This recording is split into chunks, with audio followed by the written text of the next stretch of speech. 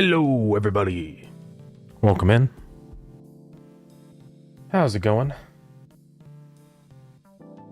How is everybody doing today? I'm gonna jump into things in just a second here.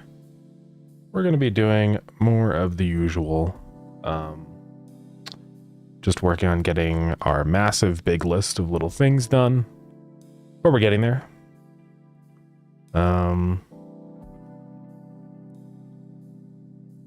Yeah, I think once we get most of these things done, then we can do public playtesting stuff, which would be epic. Eventually, I do want to work on changing the layout of the shop again. But I might wait on that. We'll see. It is a lot of work. All right, let's see here. Just going through everything.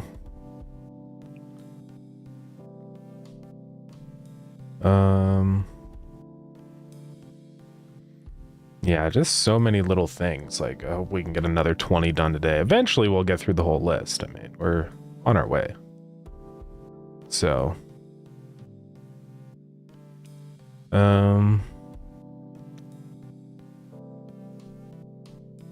yeah, I gotta do like the tank liquid types and stuff. That's a big thing. But we'll do that eventually. Anyways, jump into it in just 1 second. Give me just a minute. I have to write a message.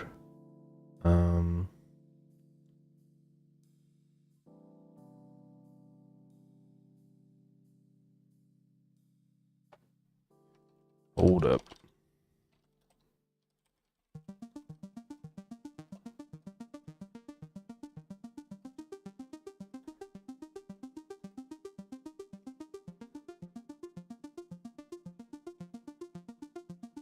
One minute, guys.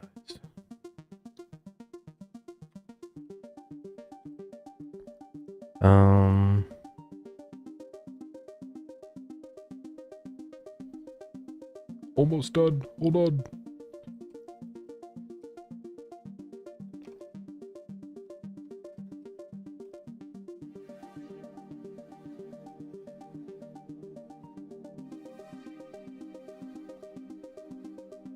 Okay. Anyways, sorry about that. Let's begin. So this is the list. We're just going to keep working through it. Eventually, I want to change the tutorial so like your grandpa actually walks in and stuff. Hey, Raymoose, welcome in. How's it going? How are you doing? We're just working a bit more on learning today. Let's see here. Let's fix the fish feeding thing, the blurb there. I want to make it so it only appears when you have the research unlocked. So that's going to be inside of tank menu. Okay. Wrong scene. So down here it has this little text. Looks like it's got its own script. So I'm going to add a ready event here, and we're going to connect global dot upgrade purchased. And we'll say, yeah, update visibility. Not bad, thank you. Yeah, ready for some HC lurking. Yeah. Visibility. So this function is gonna update whether this node is visible or not. So it's gonna be equal to global.get research level li.research.fishfood is greater than 0. So that's pretty much it. And then for upgrade purchase, we just connect to function v update visibility. And there we go. I think that's literally it. No underscore there. So now that'll only be visible when we have the fish food research, because otherwise before it was showing, it was still appearing there. So I'm going to change this instead of saying fish are hungry with a red, because it implies like something bad has happened or whatever, right? Which is really not the vibe I want here. So we're going to make it yellow. Right in there. Colorblind people will probably have a hard time with these two colors though, right? So, but I don't want to do too red, because then it starts to kind of imply like something's bad, right? Which is not the vibe I want to get across. I guess I'll do blue for the when it's active. That should be fine. So this is now going to say fish are ready to be fed.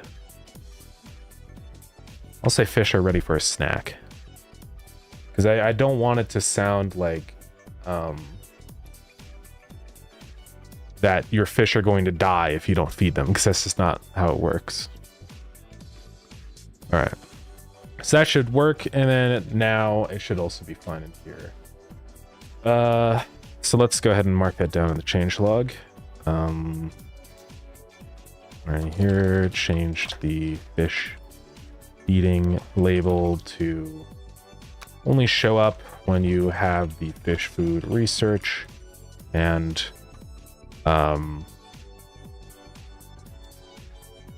not imply that your fish will die starvation. All right, so when we buy our first tank here, we can see there's no label, everything's just normal. But then when we go ahead and unlock research and buy fish food, now it shows in here, should. Okay, it didn't work there. Oh, I did upgrade purchase, so it should have been research purchased. Whoops. Yeah, that should fix that. And let's go load back in. So now it shows right there, fish are ready for a snack. It's much less intimidating. Before, when it's red and stuff, it's like, oh god, they're all gonna die. But it's fine now. So then when we put the fish in there and stuff, we drop the food, boom, 10% income boost active. And I think I want to change that away from just being 5 minutes to like actually update with seconds. I think that'll be better. So we have to figure out how to format this. I wish I just had a way to format a number. Shut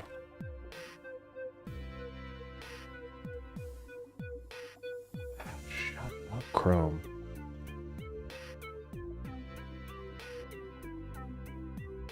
Because, I mean, we could just round it into minutes, but I wonder if there's like an easy function for this. There might be. Right.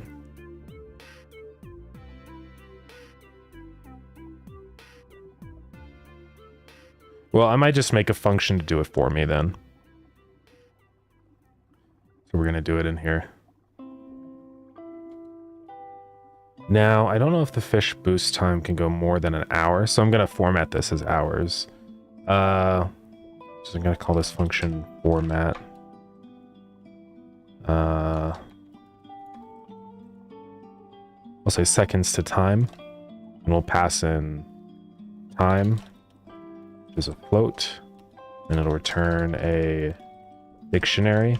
Now the thing is that there is like a function. It's like time dot get date time dictionary, right? From Unix time. And if I pass that in with seconds,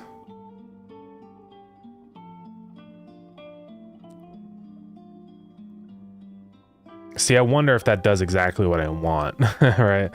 Let's see if it does. Because it might.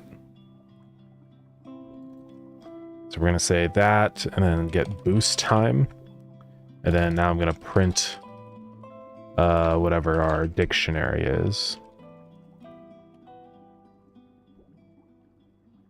So it shows 40 seconds, 2 minutes.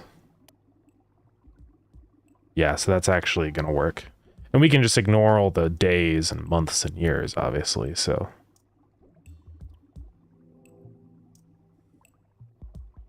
All right, so this will work now.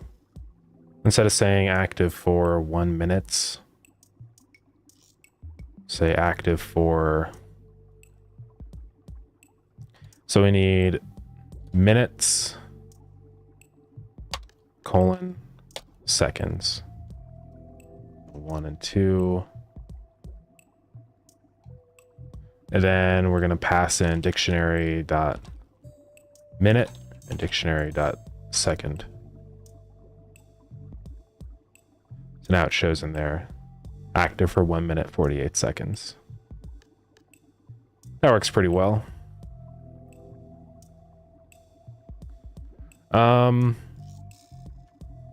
And yeah, I don't know if this actually gets higher than an hour. Theoretically, it might, but it would take a lot of upgrades.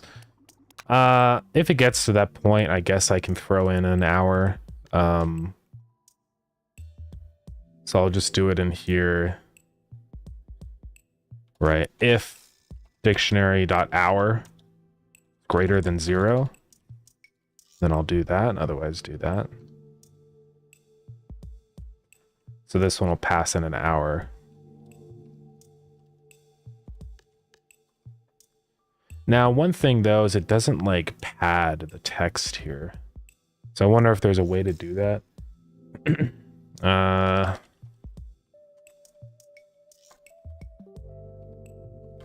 there's gotta be a way, probably.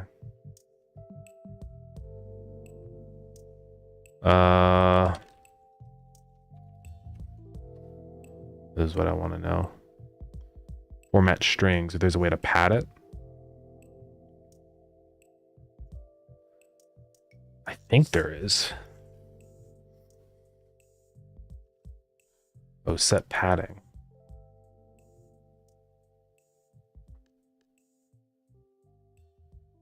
Okay, padding, here we go. Okay, so this will work. So I can pad it with zeros right here. I just have to do... I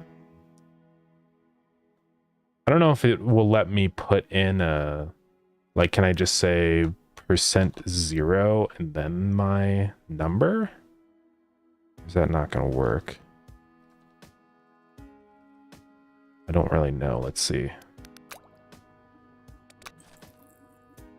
No, that does not work. Okay.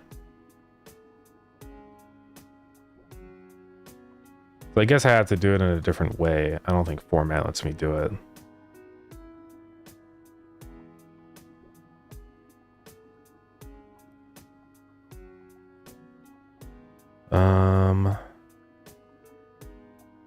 Just trying to see how.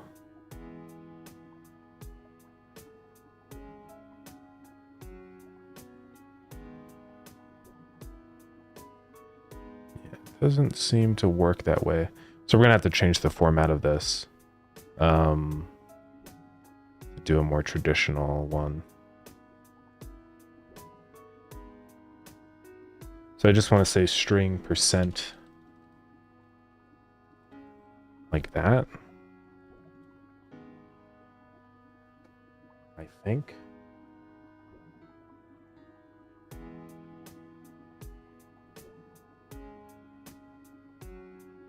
We'll see what happens. And then we're just gonna change the way these are formatted. So this one is gonna be % something. The formatted boost power is gonna be an integer, so that's gonna be what is it? D. And then can I put another % after? We'll see. And this one's going to be also integers, I believe. So now I can say 0D, 0D. Let's try it out. Okay, so that does not work. And now it's throwing a billion errors. Unsupported format character. Uh,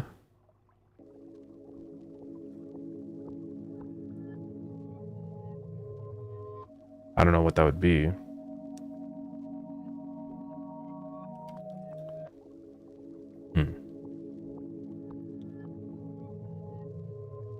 Oh, it's starting to get laggy. I keep trying to figure this out.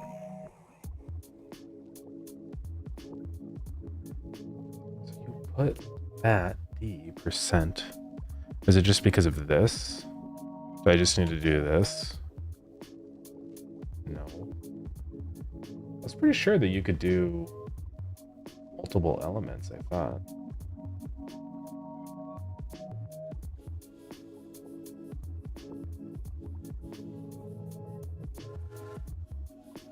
Here's some different examples.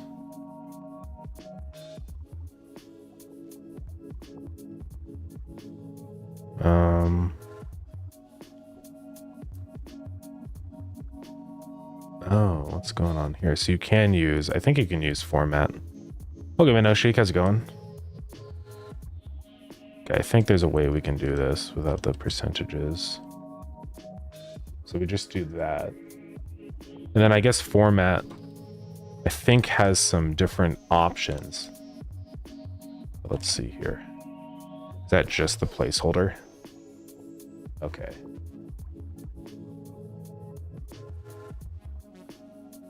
So, okay, that doesn't work either. I'm gonna just have to format this string somewhere else. I'll just do this and then just pass in my time or whatever.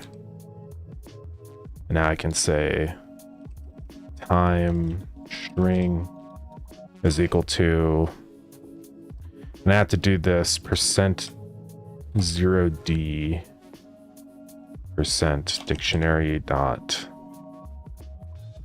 minute.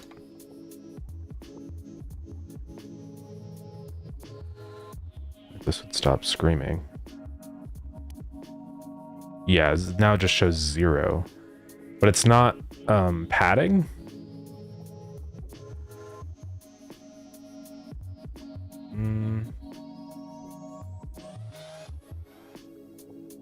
Okay, that's a string. Integer starts with 0. Integral values are padded with zeros instead of white space. Oh, so I need to say 0, 2, like that. There we go. So that does that, and then I guess I just say time plus equals the other string. Present 0, 2d dictionary dot second. And now does that format properly? That does. So it's weird how I have to do that, but whatever. So now I can do that.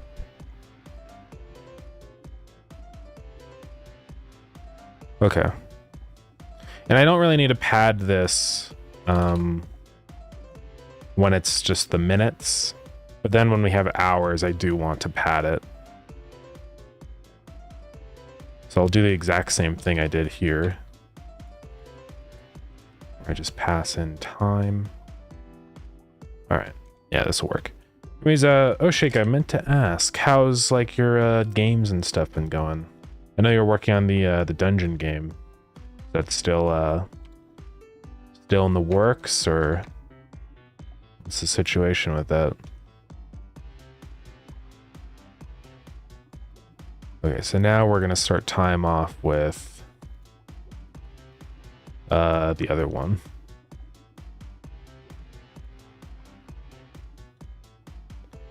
It's gonna be percent d percent dictionary dot hour.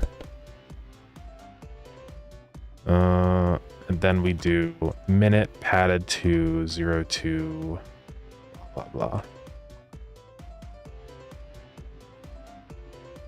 I guess I don't actually need to do this like this. Here, I'll just say time is equal to an empty string. Get rid of that. and then just do this. Okay, that should work. Let's make sure. So it just shows 303, and then once it becomes an hour, so if hour is greater than 0, it'll show hour first, then pad minute and second onto it. So that should work. But it just gives you a better idea of how long is actually going to last, because you can see the seconds tick down. I think it's just a little better. So I'll say changed the fish food boost time to display hours and seconds. Let's go up and figure out where that was in here. Fix that. Fix that.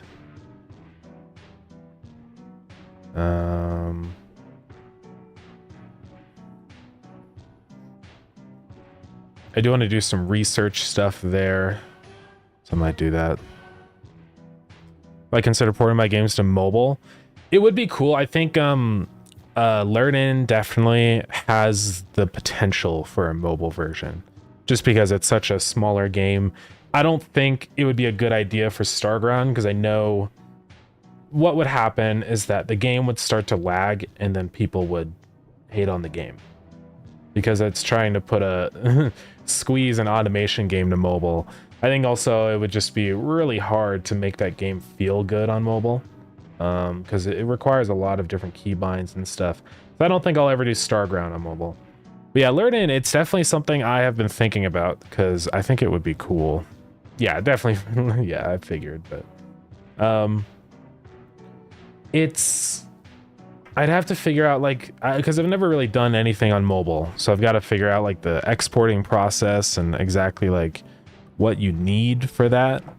But I'm hoping that that's a thing in the future I can explore. I think the plan for Learn-In is going to be like just start with the Steam launch. It'll kind of in a way be like the testing platform, because it's an opportunity to see like, are there any issues people are running into, or give myself a little time to kind of develop things further and then start working toward a mobile version, I think. Hopefully it wouldn't be too bad. Mobile in some ways is easier than controller because you can just tap to emulate a click. But I think the biggest thing that would be really difficult and annoying is I have to rework a lot of the UIs. Because like when you're on mobile, it's going to look like this, right? It's going to be a vertical window. And this obviously is completely unreadable on mobile. These buttons are way too tiny to click.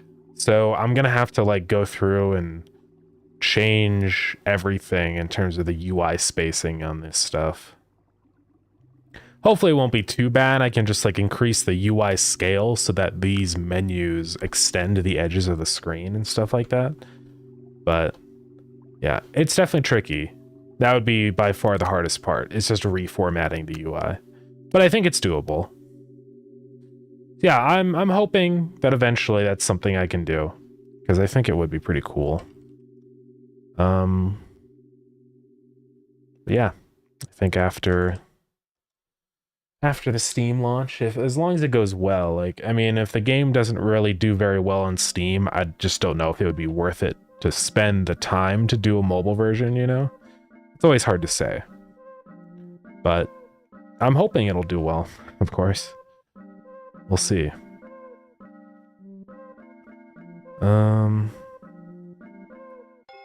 Yeah, I think like in terms of like pricing and stuff on mobile, I would probably just do just a flat fee. I could do like there's a lot of different ways to monetize a mobile version. Obviously, there's all the microtransaction slop, which I really don't want. I'm so tired of all the microtransaction garbage on mobile. So I think it would either be better to do just like 99 cents to buy forever, or a lot of games, especially indie developers, do like an initial trial period or whatever, where you get to essentially play the demo version, and then after you beat the demo, it's like, okay, you can now buy the full version if you want. So that's an option too. Something I might explore. I just don't know how annoying it is to use the like Apple API for in-app purchases and stuff. I don't really know. So I'll have to see. But it would be cool. If anybody has any preference on that, definitely let me know.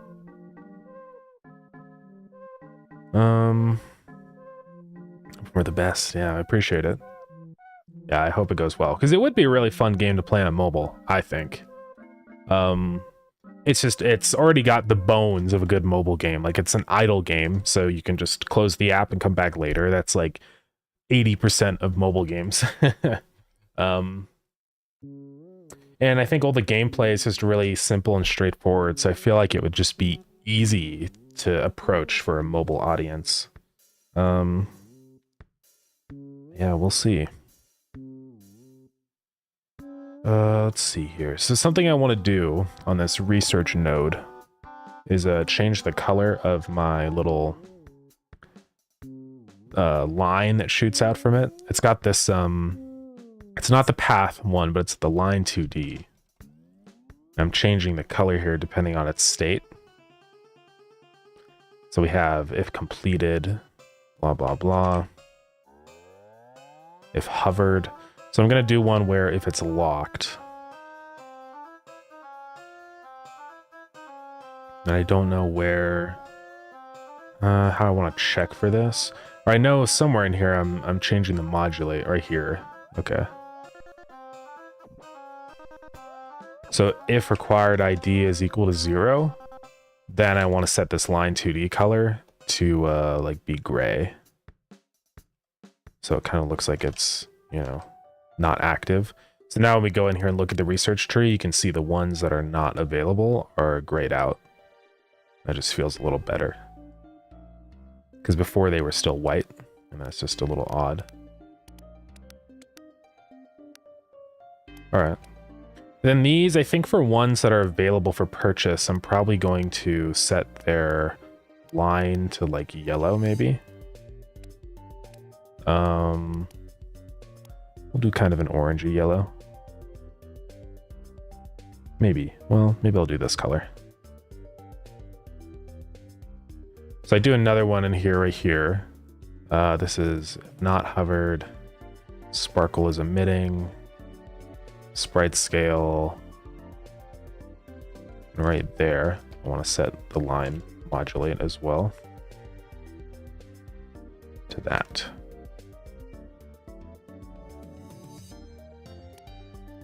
So now it shows yellow when a thing can be purchased. It's a very minor thing, but I think it'll help. Yeah, I don't really want colorblind people to have an issue with the green and yellow, so thinking how we would handle that.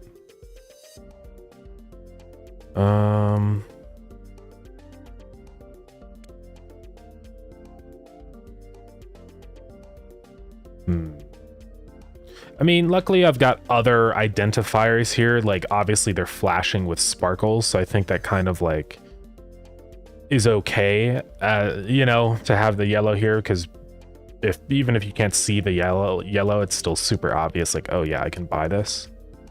I think it's probably okay. But yeah.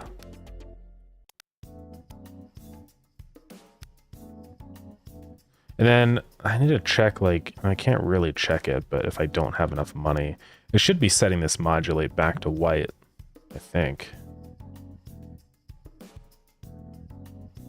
It's not. Sets it to that, to gray. Okay, so what I need to do is just right here, when I set that to white, I need to also set this to white. I actually had to put that way up here at the top.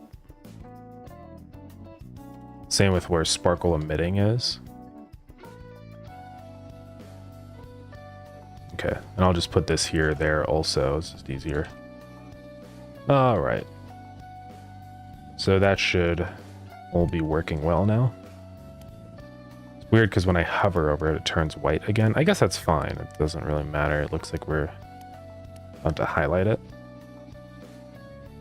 Well, I guess then I don't want, or I want to get rid of that line in there. Right here.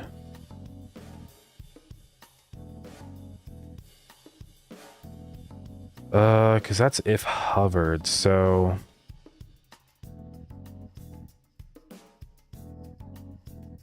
Let's see here. How do I want to calculate this? I might go ahead and calculate this somewhere else, right? Like in here. And then I can also do the same thing down here. Because if it's completed...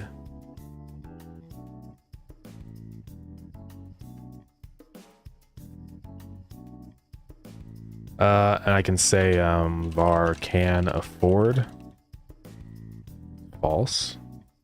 I'll say can afford is true.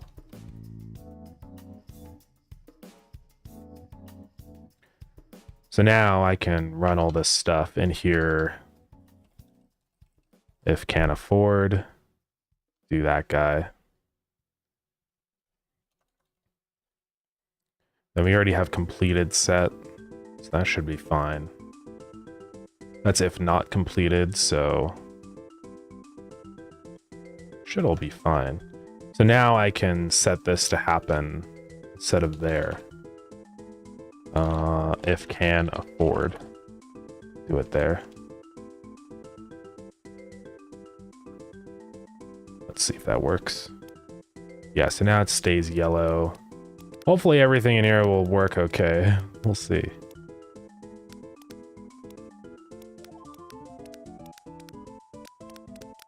But I think we're good.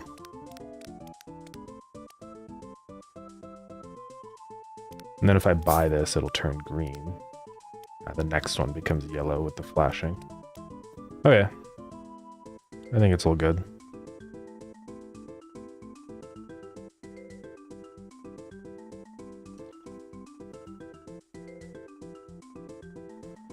Okay. So let's go write all that down.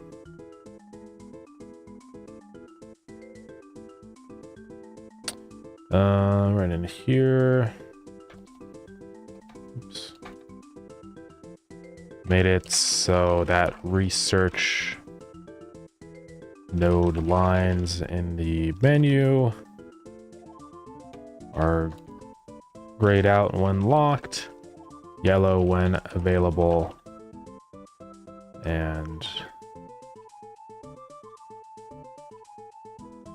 those are the only two. All right. I think that marks off a couple things in here. Let's go see.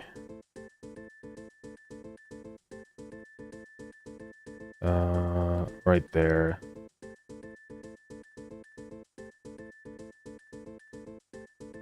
Somewhere in here it mentioned yellow, I think. Oh yeah, right there.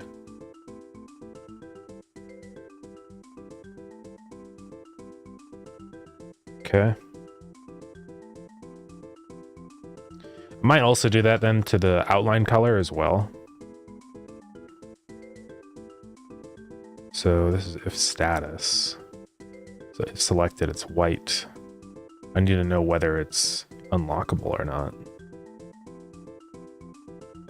I guess I'll make this variable global.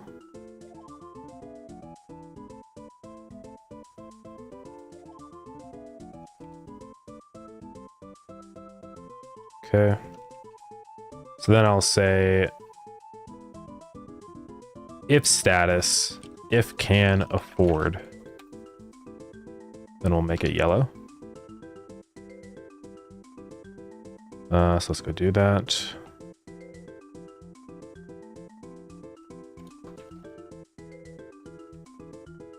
Boom. So now in here, what is this complaining about?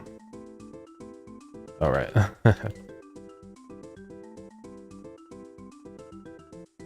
Here, I'll move that up with this. Boom. So now when we select this, it'll be yellow instead. I think we're gaming there. Oh. Oh yeah, I don't think the game command works on YouTube. Hold on. Well, it's okay. I'll explain the game. This is lured in. It's an idle fishing game.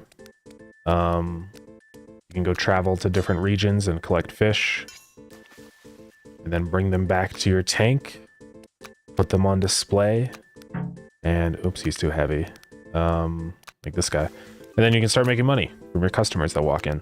So yeah, these little guys that wander in, you can buy a couple more advertising to have some more show up. There we go. They're all walking in now. Yeah, that's what the game's about. I do need to make these. I'll figure that out. Yeah, we're just working on a lot of little tiny things right now. It's getting there. I want to change the yellow color or maybe make the green more saturated. I just feel like they're too similar.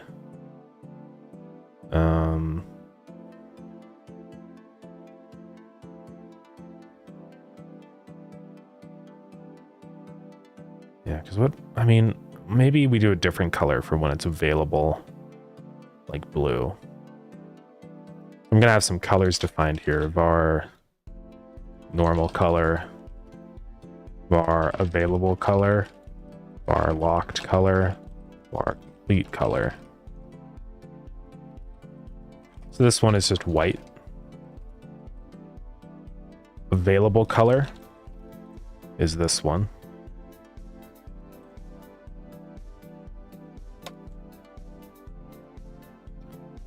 You ain't ever had a burger sandwich? Like a piece of bread with just burger meat in the middle of it?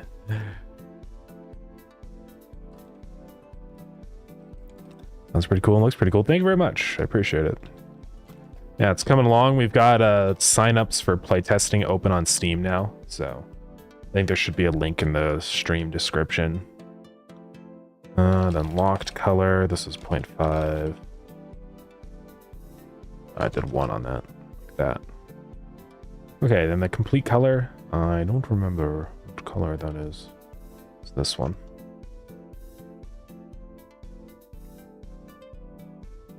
Okay. Now I can just use all these colors. Better to do it that way, I think. So I can change them everywhere. Put that guy there. That guy goes there. Oop, that's the original. Okay. Complete color. Available color. This is normal color. Guitar won. I think guitar lost. No. It's tragic. Normal color. Normal color. Then this is available color. This will be locked color. I'm just doing this so I can change all these colors easily without having to go through and fix all of them. So I'm gonna check where color is. Make sure there's no other references. Looks like we're good. Okay, so let's try this out. So apparently, what? Oh, right. I haven't defined the values yet. Let's reopen it. So, hey, Steven, welcome in. How's it going? How have you been doing? Let's check this out. So now, when something is available, it'll be blue instead. I think that's just better. It kind of like, you know, research is blue. So. All right, what are you working on? I'm just working on a billion little tiny things for Lured In right now. I'm getting it set up so that like the colors in here are different. Yo, thank you for the bit, Bobby. I appreciate it. So yeah, when you like select or when a thing is available here, it turns blue like this. And then when it's complete, it's green. And then when it's like locked over here, it's grayed out. So I'm just kind of defining the colors better for what these different things, like what the different states are. Very minor thing, but that's done now. So yeah, we're just working through this big, massive list of things I have in here. We're working through it.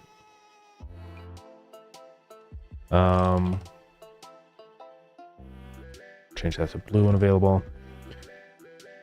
Eventually you accumulate 100,000 bits. Maybe. We'll see. Am I a one-man developer? Do I have a group? I'd say it's like 99% solo development. I do have one person helping out right now, just doing like an unpaid internship kind of thing right now. So they've been really helpful. Yeah, otherwise I'm doing all the programming, the art, the sounds. I'm not making the music. My brother is actually doing the music. But otherwise everything else is just me. So yeah.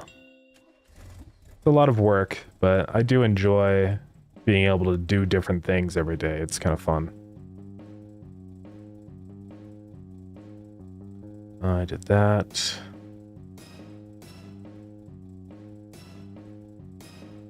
Yeah, we're just working through this big list. I would like to do that, where if you hover over the weather thing, it shows like the current, like what the weather is doing. Because right now, when you go somewhere and the weather is here, it's just doesn't do anything. So I'll make it so when you hover over it, it actually shows the weather status. So let's go into the region table. Not the region table, the fishing region. And we've got this in the UI up here. It is the weather node. So I'm gonna add a script to it.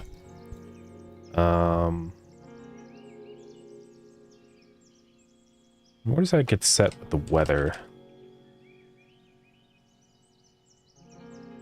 Okay, it's right there. Current weather. So it just has a ID. Then it sets the label here. Okay, that's a process. I might move that out eventually. So that's actually getting the real weather. All right, cool. So I think on the weather table or whatever, wherever that is, I think it's in global something. Yeah. I want to give descriptions to these now too. Right?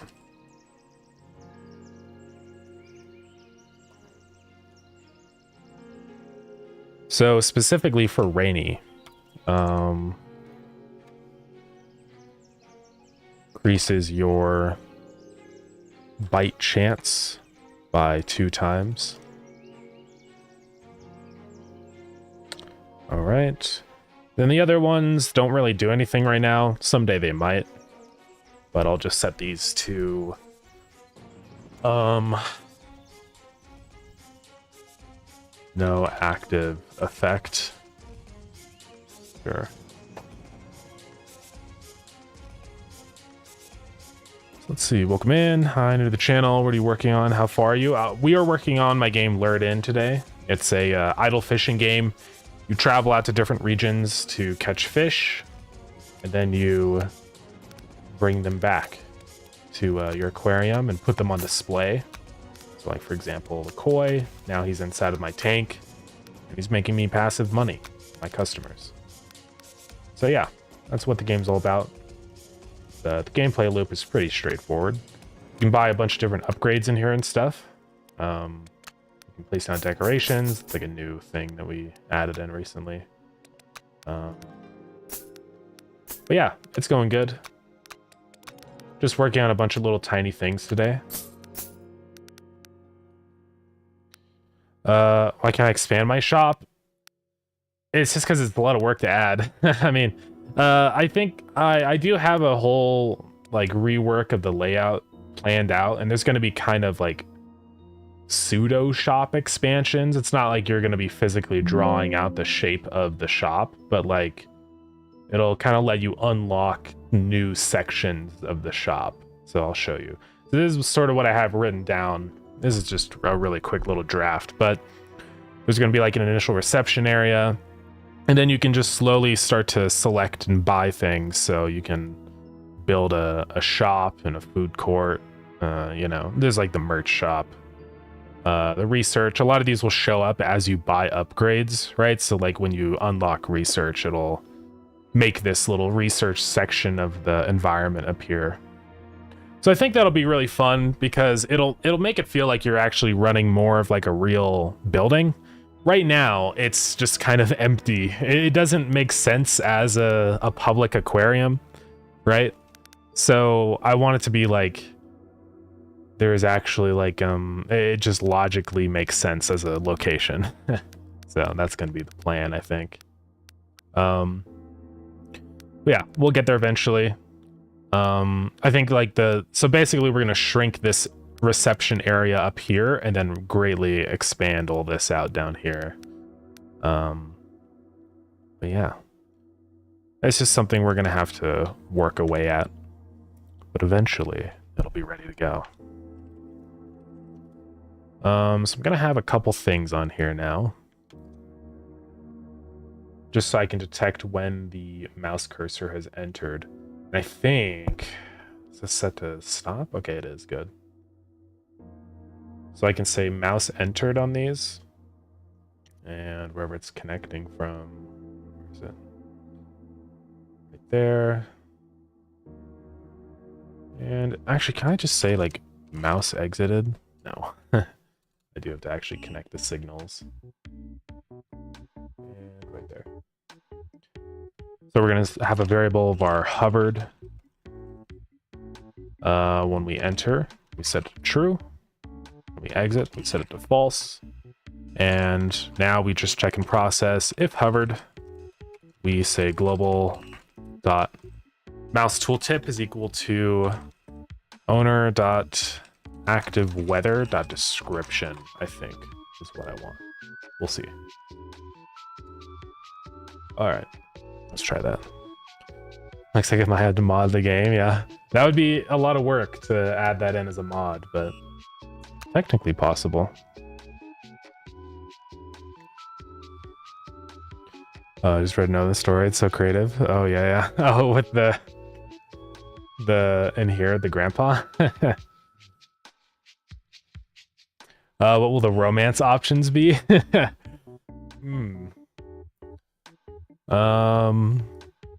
I don't know if I'm gonna do romance stuff. But you never know. Maybe someday. Depends on how well the game does. It would be kind of fun to be able to romance people.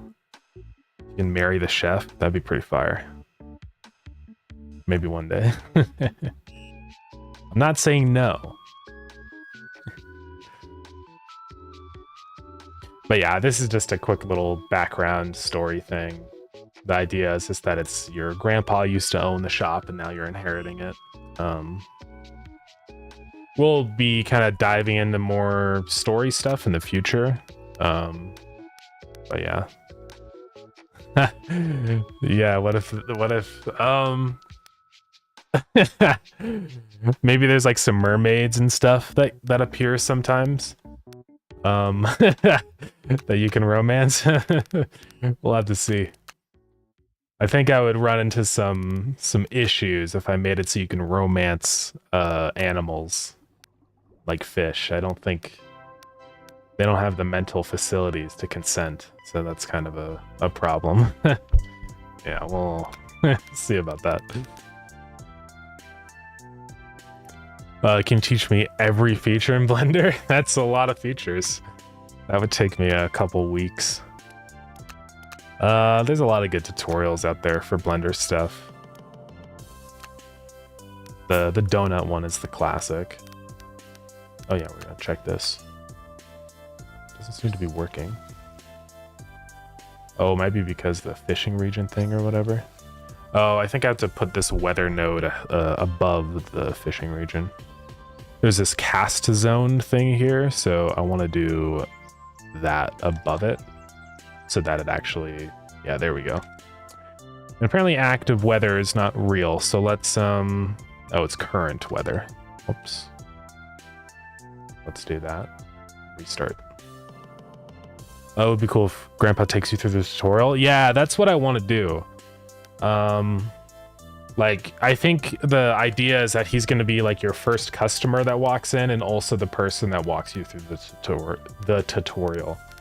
So yeah, that's what we're gonna do. Why is this still crashing? Description. Oh, current weather, I guess, is a ID and not a. Ooh, it's weather data. Okay. So we do that, and then say owner.current weather. Let's try that again. Mouse tooltip. Oh yeah, I have to say .text. Whoops. Skip the error. Boom. I don't know why it only does it there. There must be some other kind of node on top that's blocking it, I guess. This should be set on mouse to... let's do pass. There we go. So now when you hover over it, it shows what the active effect is of the region, which is nice. It's just a little, like, indicator. So if we go somewhere that has a rain, it should show, you know, 2 times. Nowhere, unfortunately, is raining right now, but, should happen any second. Learning the movie is Splash's spiritual successor. I think I've heard of Splash before. Splash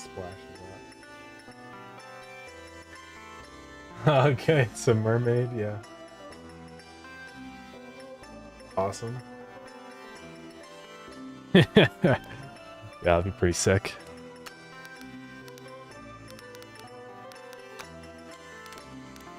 Alright, so what are the next things we want to do here?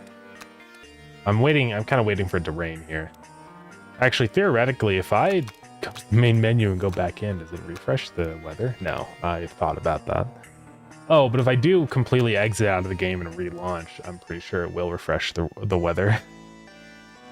I'm like save scumming right now.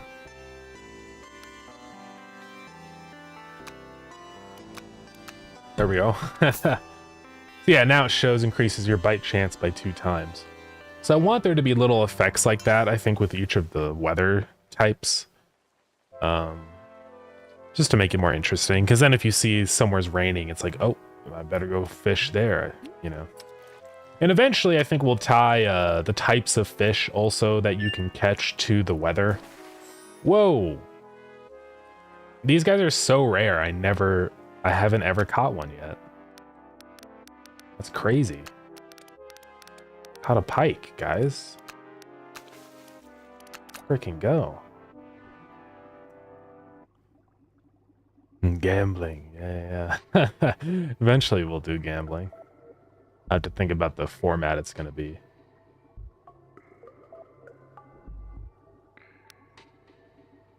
It's crazy that I got a pike, guys.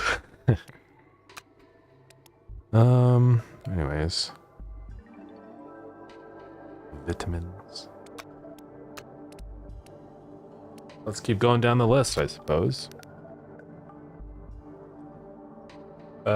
So I added that. Let's go drop that in there. A tooltip that appears when hovering over the weather icon that tells you what the weather does.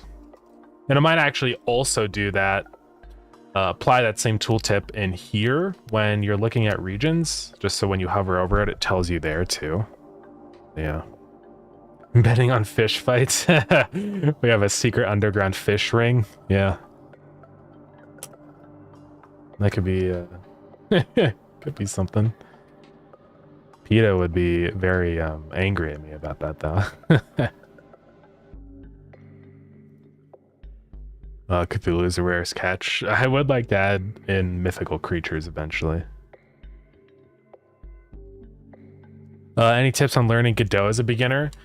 One of the biggest things I always recommend is you should read the documentation because it's extremely helpful. There's this whole section called Getting Started, and it's very great for a beginner to both programming and Godot. It just gives you a great overview of everything. Apparently I'm in old documentation. Hold on, let me do latest. But yeah, there's a whole like step-by-step tutorial in here. It goes over like what nodes and scenes are. There's a lot. There's also like this section, learn to code with GDScript. And it even has like a link here. Learn GDScript from Zero app. This is great. There's so much. There's apparently an open source thing. You can choose what lesson. I mean, this is like such a valuable resource. People really should use this. But yeah, this is like great. I mean, you can do all these lessons. It goes over what code is and how to do it. This is probably like one of the best resources, I feel like, especially like if you're coming to Godot with no programming experience before. This is really, really good. So yeah, this is what I would recommend. Just search Godot documentation. It'll bring you to a link, and then you can go down through all these sections in the getting started panel. And there's a lot of stuff here that really helps. Fish called Wanda. Wanda fish. Make an MMORPG as your first game. Yeah, that's totally really good advice. It's totally a really good idea to create a game in the most difficult possible genre. Oh man.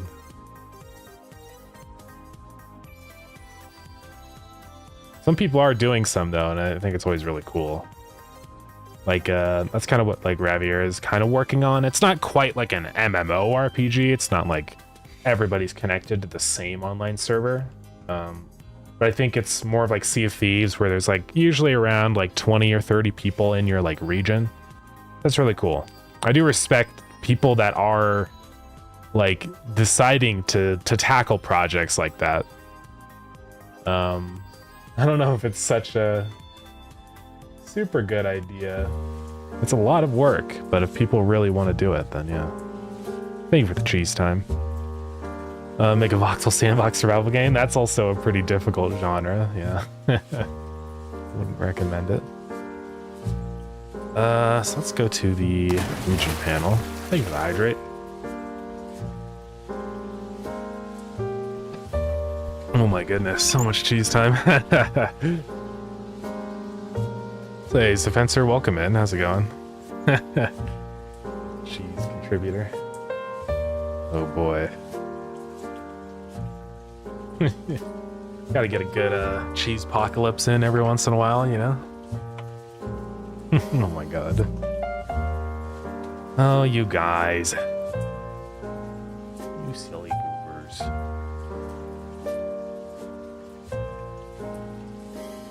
Let's see. So I'm gonna do rich text label here. Mouse now is gonna be set to or not. I'll do stop and then I'll have to add some code in here. Oh my god. That's a lot of cheese, guys. Sure, this is a good idea.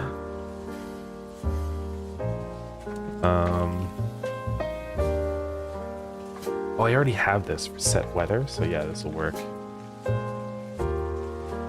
I'm gonna change this. Rich text label. Thank you for the bit, Bobby. I appreciate it. Ready for bed here for just a little while. Oh, okay, nice. I'm liking all the stuff you got going on with the Minecraft stuff. Yeah, I've got a lot of opinions on Minecraft, but hopefully it's helpful. I have put probably like a 10,000 hours in the game. It's like by far my most played game. Obviously, I don't like I can't keep track of it, but yeah. We might have to open up the little. Okay, we're good. But yeah, with this new thing, yeah, it's hard to say. With like, I do think it could be neat to have something locked behind the wither, because I do like there isn't like a whole lot of uses for the wither star right now, so I do like the idea of that. But let's see. Yeah, you asked like which one I prefer here. So they're in the overworld, so he keeps the nether.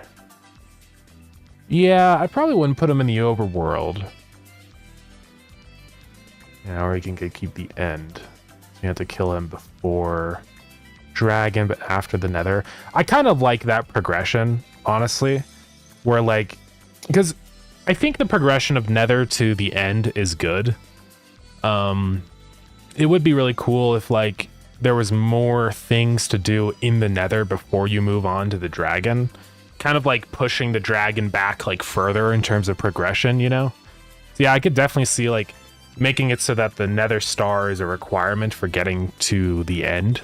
I think that could be pretty cool. And then making the Wither slightly easier, because he is kind of harder than the Ender Dragon, so...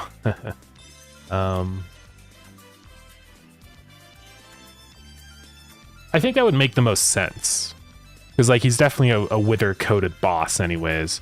It'd be cool if you even did some, like, requirements on, like, how you can summon bosses, kind of like Terraria has. Like, for example, in Terraria, there's the Eater of Worlds, like the big worm.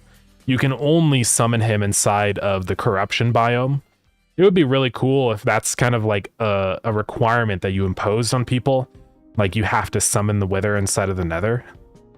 I just think that's cool, because then it requires you to, like, invest in developing things in the Nether. It feels like too often the Nether is just like, you go there for a little bit and then leave. You don't ever build anything, like, real or permanent in there. It'd be really neat if you actually put in the time and effort to build a boss arena inside of the Nether, because you have to summon him there. That would be pretty fun. So yeah. I'm excited to see what you got going on with that, though. I think it could be really cool. And I like cheese. Yeah, I do like cheese, indeed. That was one of your ideas? Awesome, yeah. Yeah, I think... I honestly like stuff like that. It seems like it might just be a weird, like, constraint for no reason, but I feel like it just makes it more fun. I have always liked in Terraria how I have to, like, build all these different boss arenas. Because otherwise, if it's all just in the same arena, it's too easy and boring. And Minecraft is all about building. This is another thing that modern Minecraft has completely abandoned. But building doesn't matter anymore. You know what I mean? Like, none of the new things that you do in any of the new versions require you to build anymore. I think that's boring. I really wish, like... yeah, like, maybe using that whole aspect of the game, the building part of Minecraft, would be really cool. Because if you have to, like, build an arena in the Nether, that would be really cool. Yeah, I wish that was more of a real thing. Because there's definitely a lot of potential for it. I don't think it'd be too hard. And it's not even stuff, like, it wouldn't necessarily be, like, you strictly impose it on the player, but just to imply it to the player better, like, you should probably build an arena over here in the Nether, you know, or just stuff like that, if that makes any sense. And Steven, it would be nice to have some way to trigger a weather. Are you talking about specifically for Lured In? Not Minecraft, I assume. I'll mess around with removing sleeping. That's interesting. That honestly could be kind of fun.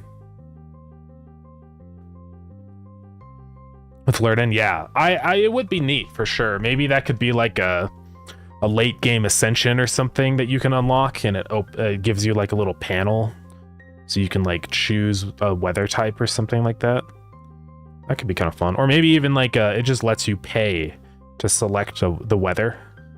Maybe it's like a 1 minute of your idle income or something like that. That could be cool too. Yeah, I'll definitely write that down. That's something I can explore at some point. Up in the Ascension ideas.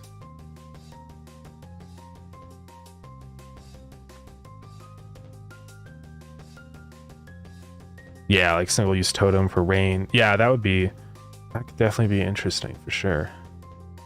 Yeah.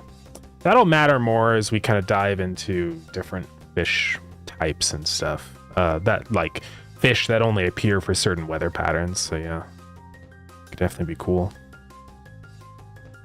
Let's see here. So I'm pretty sure that rich text label's the one with the weather. Yeah. Otherwise it's empty. Okay, so what I'm gonna do here on set weather, that's where I like update everything. I'm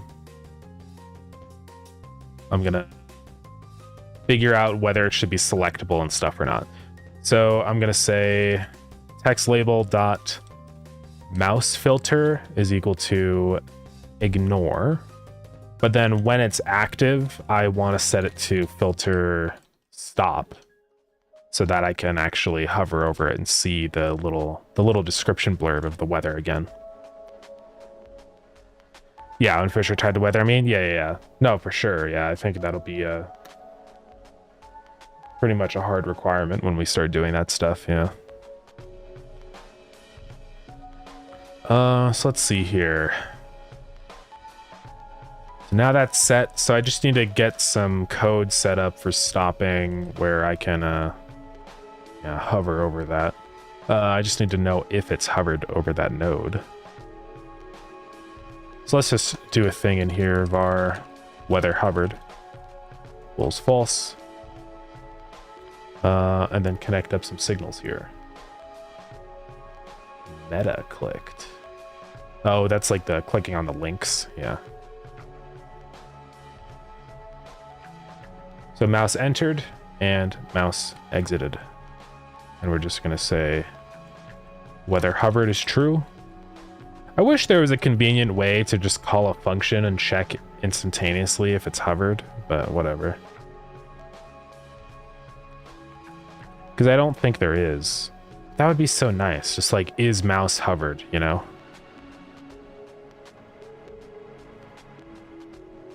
I don't think it's a thing, though. So we got ads starting in just a second here. My apologies, everybody.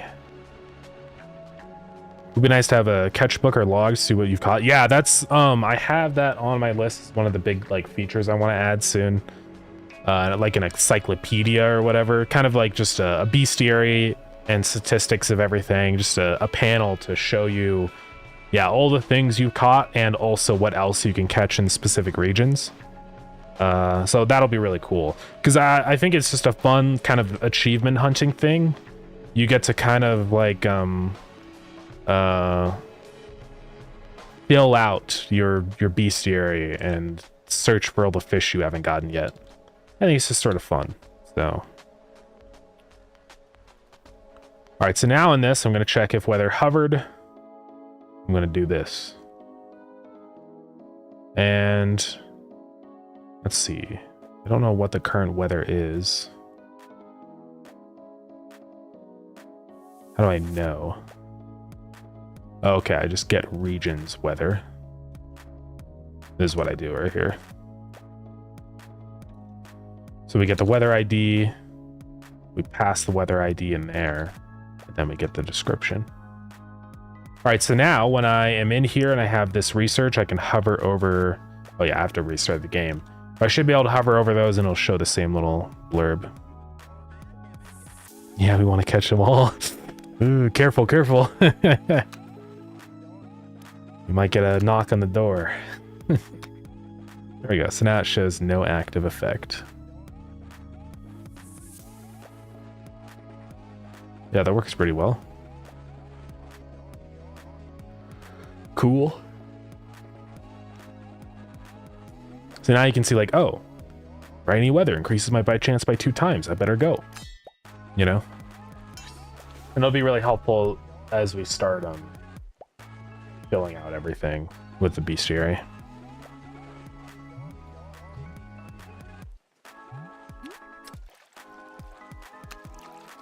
Alrighty.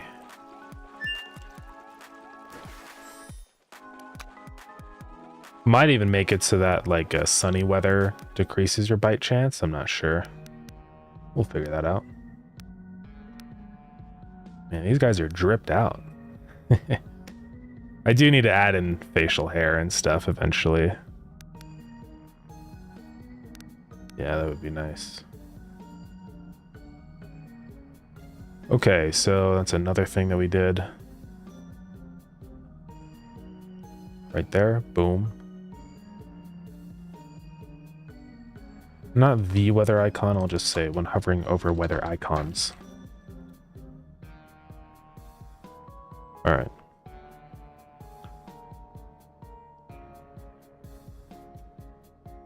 This is something that I would like to do. Just a little pop-up to tell you the key to exit when you're in full screen mode on the tank. That would probably be a good thing. I did new pants types to customers.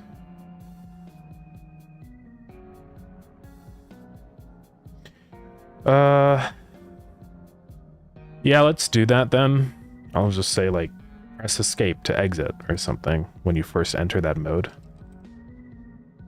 So that's inside of a tank menu. Google says IRL rain is better for catching fish. Yeah, I have it. That's why I have it's set to like 2 times bite chance. I don't know why rain is better. I've always like heard that, but I wonder what the actual science is. So ads are over. Very sorry about that, everybody. Why is rain better? Fish tend to be less active and feed less during high pressure events. So clear sunny days or like big storms. But I guess when it's... Okay. When it starts raining... I'm trying to figure this out. Yeah, I guess a lot more fish are just nocturnal, right? So when it starts raining, a lot of those nighttime fish... I guess there's a lot of reasons. I'm just looking here. There's a lot. So... I guess during a light rain, barometric pressure drops. That makes fish want to stay near the surface, which makes fishing easier. And also, apparently, it's darker, so fish like to become more active, especially nocturnal fish. There's just a lot of reasons. Increased oxygen. Oh yeah, that's definitely true. Yeah. Yeah. Pretty interesting.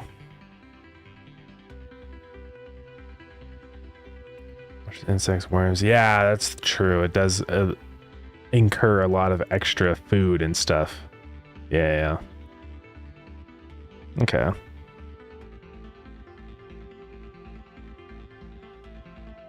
Yeah, I think that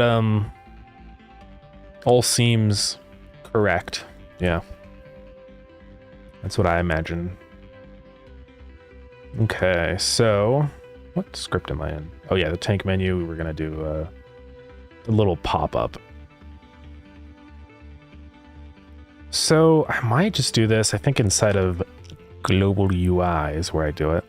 I have this tank container node, and it's a type of sub viewport container. So whenever that becomes visible,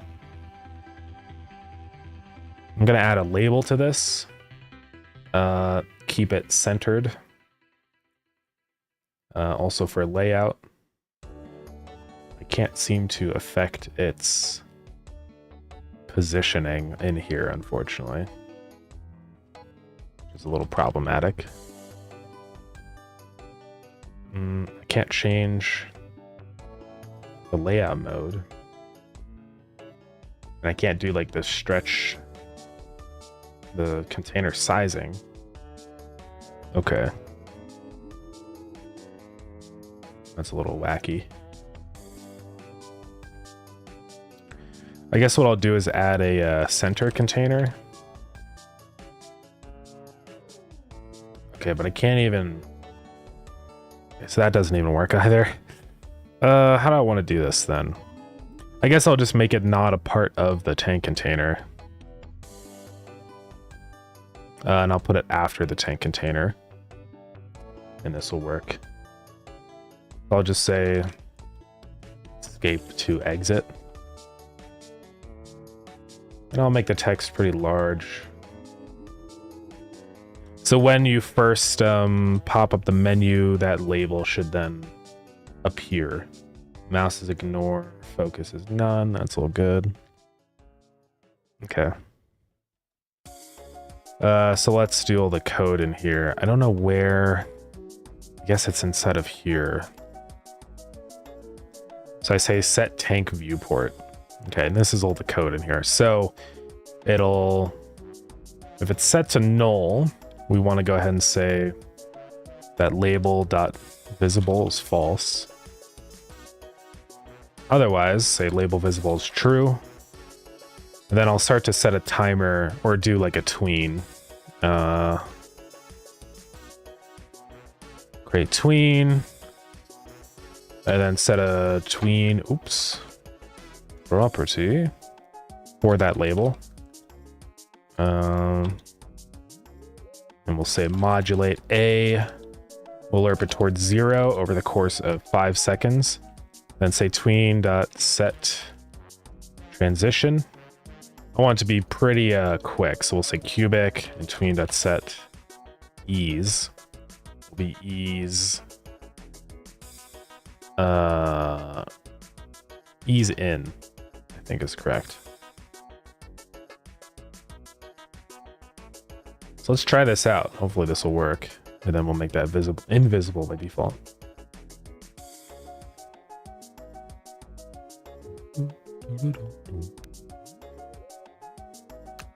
Sand Aquarium is such a underrepresented game, guys. It's fire, but nobody talks about it. All right, so if we go full screen, it says press escape to exit, and then the text starts to fade out. That works pretty well. Might even be too long. Change it to like 4 seconds, maybe. Oh, and apparently... Oh, because I have to set it to be visible by default. Label.modulate.a 1.0. I'm also going to have this say bar full screen tween up here, so if it's active I can kill it. Full screen tween.kill. And now here we say full screen tween equal to that. That way, if you like close the menu a bunch really fast or something, it doesn't break everything.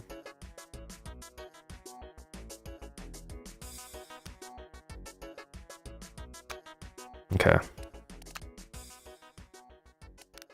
So when I hit it, boom, press escape. And then it'll start to fade out pretty quick. Yeah, there we go. And I'll have to implement some code to update the binds, right? Because obviously that's going to change depending on whether we're on controller or not. So that's something. But we'll figure it out.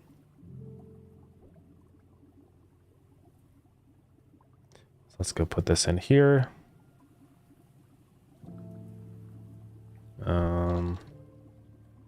Text to say what keybind to press to exit full screen mode. All right.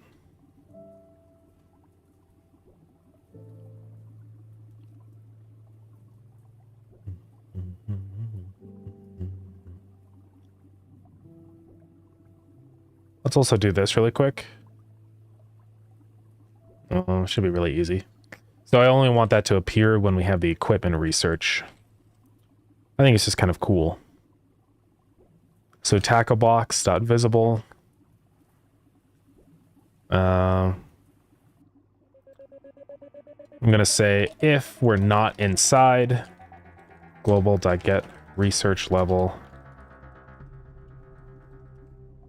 is greater than 0, then I say tackle box dot visible is true. So now, before we have the equipment research, when we travel somewhere, we just won't have the tackle box.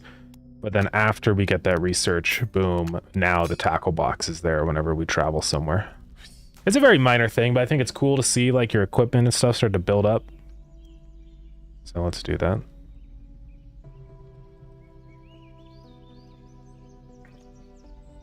After you've unlocked the equipment research. Okay.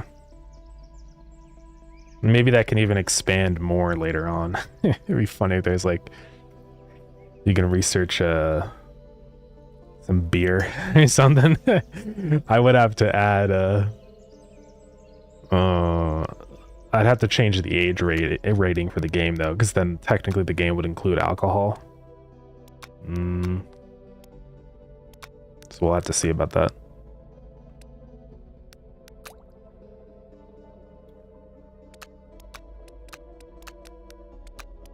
Okay.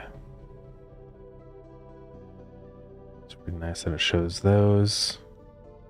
Yes, I might even make it so when it's sunny, your bite chance is decreased. I think it would just be cool for the weather to be kind of dynamic like that. Let's go into that.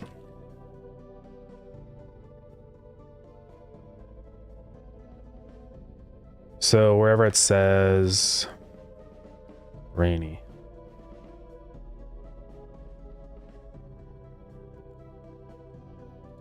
I don't know where I calculate my bite chance.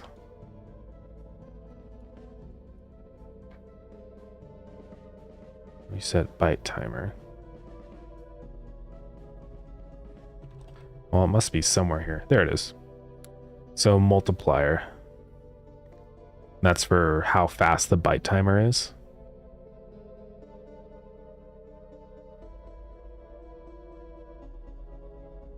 So how does this work? Mult is 1. Oh, that's just how fast the bite timer decreases. Yeah, so that makes sense. All right, so now we're going to say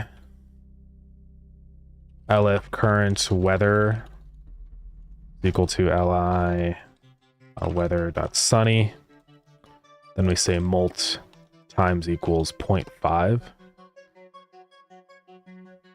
And I don't want to be too punishing, so I might do 0.75. But yeah, so that should work now. Then let's go back into the weather table. And now I'll just do this right here.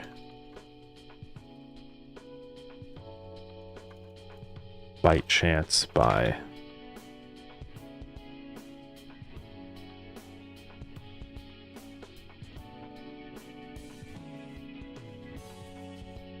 well, and that implies that it's like 25% power. This is why sometimes percents are good. I'll say decreases by chance by 25%.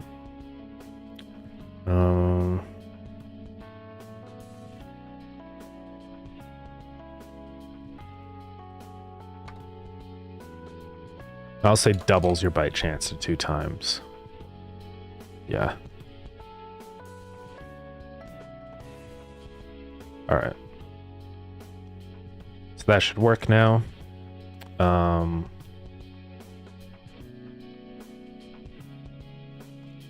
Made it so rainy. Oops. Sunny weather decreases bite chance by 25%. Okay.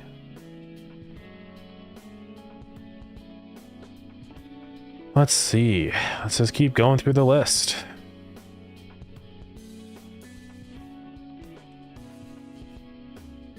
We did that.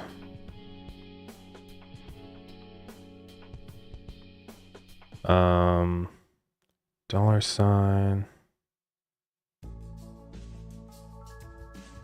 Fishnet animation, that is something I would like to do.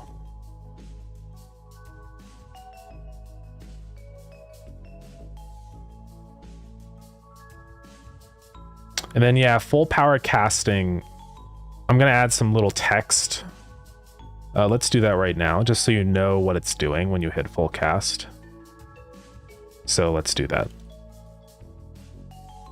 So if we go into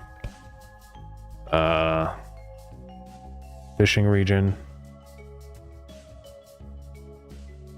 and over here on the bar, we do have some CPU particles at play here. But now I want to add on, I guess, another particle. Kind of like the weight particle that happens over here. Let's see if we can get that weight text. The only thing though is then it doesn't actually get translated, so it's kind of a problem.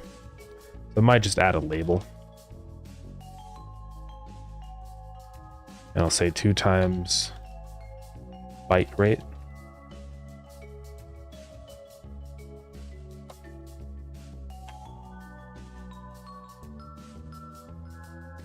Center it. Then let's position it. I don't like how this is positioned. Really wish you could change the initial position offset on certain nodes like that. That'd be very cool. It's just not a thing. But it's fine, because what we'll do then is just add a control node that it can use as an anchor. Set this one to 0 on the size. And then put the label as a child of that one. And then for anchors, we can say center bottom. Now we can just move this anchor node. So we'll put it like right there. Always assume that the meter is for distance of throw. It is, but it's just like showing some little text that blurbs up here. When you hit maximum power, it'll show your byte rate. Like, just you get a little bonus for when you hit maximum power. So, oh, just like only for that. Yeah, well, this is why I want to add the text to explain that mechanic a little bit. I do need to kind of fully figure out like how I want to do the casting. There are some ideas that have been brought up, like we could have it set up so certain fish are only in certain regions of the pond and stuff, but that's kind of a lot of work, so I'm not sure if I want to do that. And we could make it so that the byte rate is dependent upon like where you cast the bobber into, right? So like in shallow water, it's less, and then the deeper water is more active.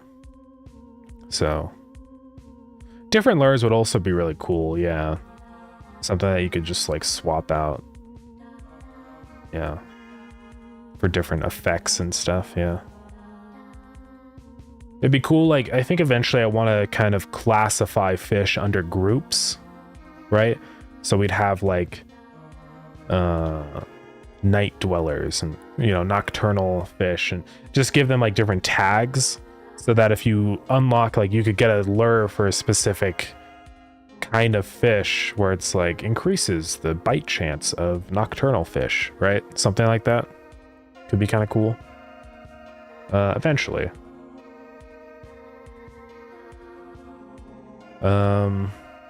Yeah, this will be fine just for now. I just want to explain this.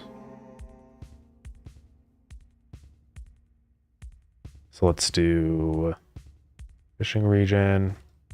And whenever we've emitted like the CPU particles, for example, right here, perfect hit. I want to say this dot visible is true. And also say that dot modulate dot a is equal to 1.0.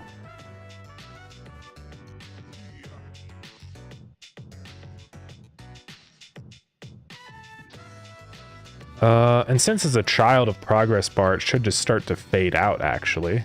So I don't even need to set modulate. I'll just set visibility. So then before I've even casted, let's go into ready. That will be false. And it's like wherever I do the progress bar, whenever I start, oops. Value if show progress bar right there. There's no like, I guess this is right where I do it.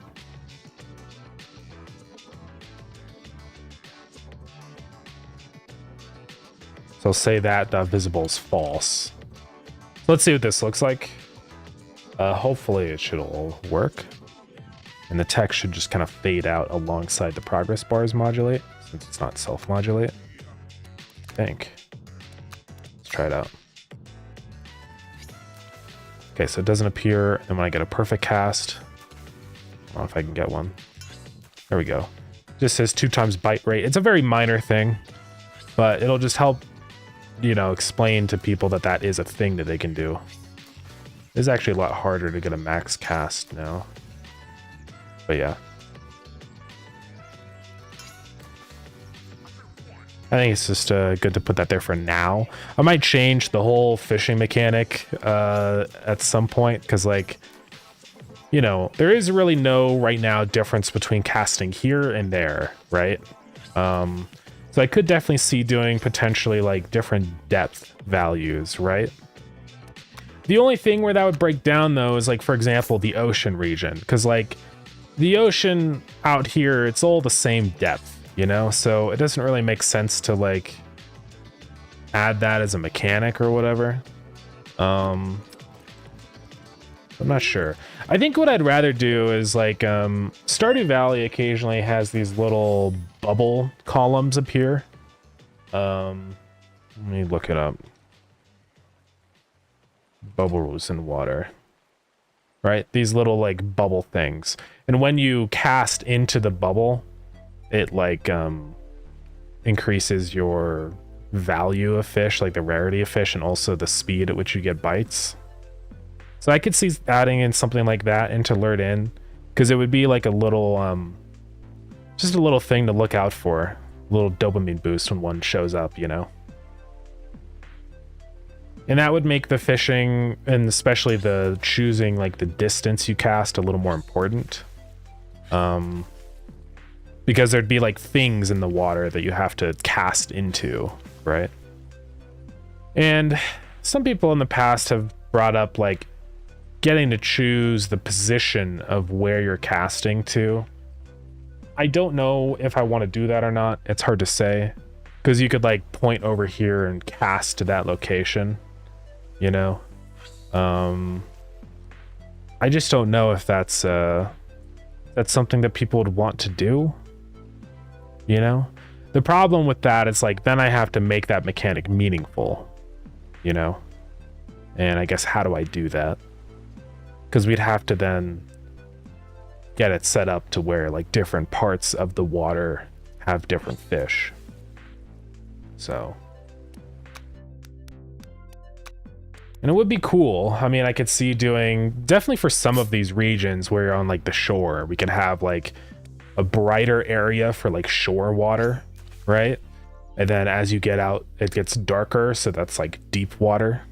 Bubble thing would make it meaningful. That is true, yeah. We could just have the bubble appear anywhere.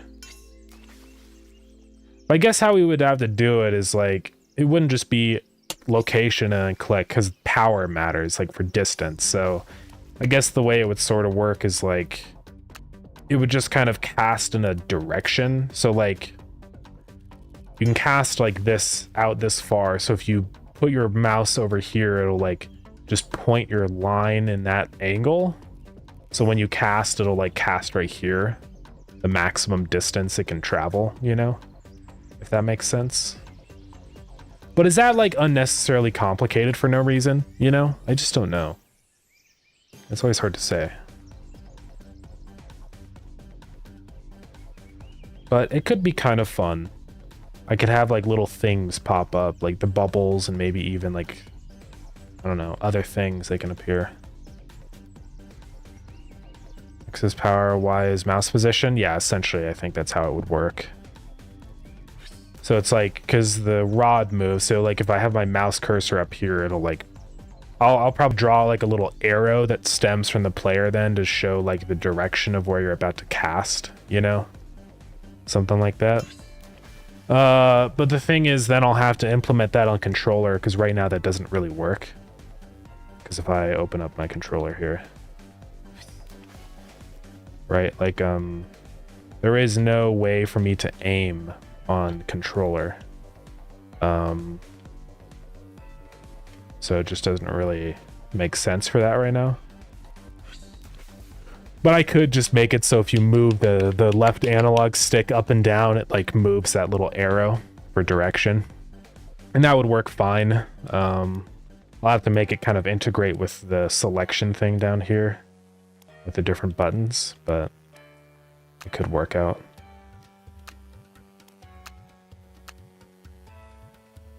Yeah, I mean, what do you guys think about that? Would that be a fun thing to do? Just don't know.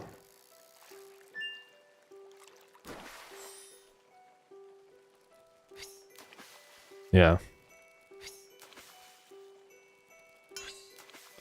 2 times bite rate. I need to give that text a unshaded material.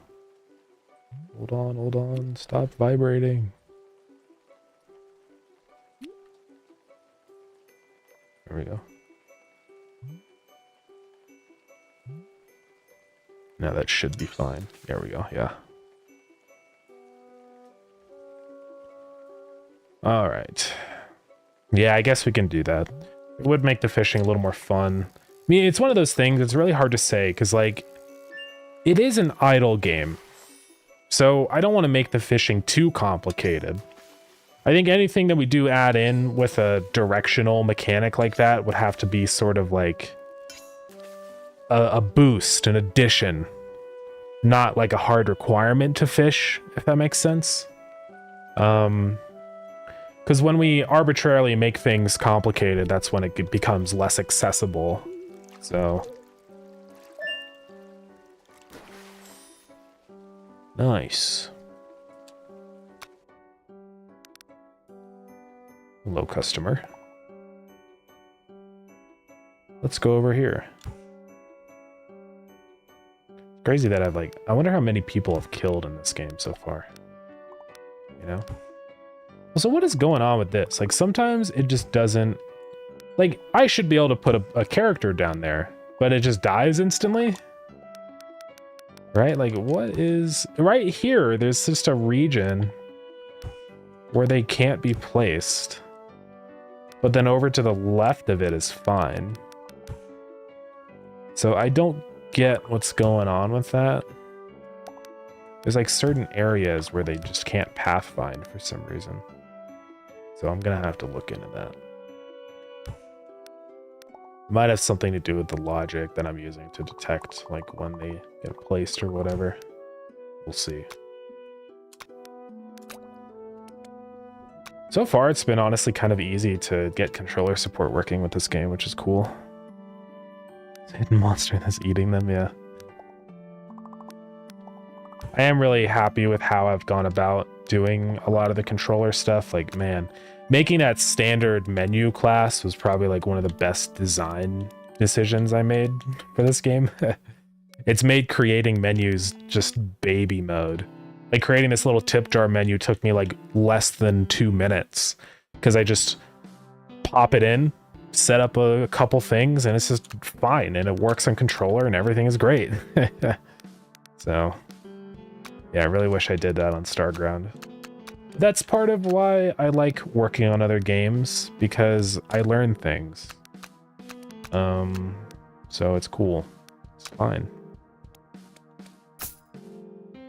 Thank you for the money. Did that not set the money position properly? I don't think it did. I'll have to fix that.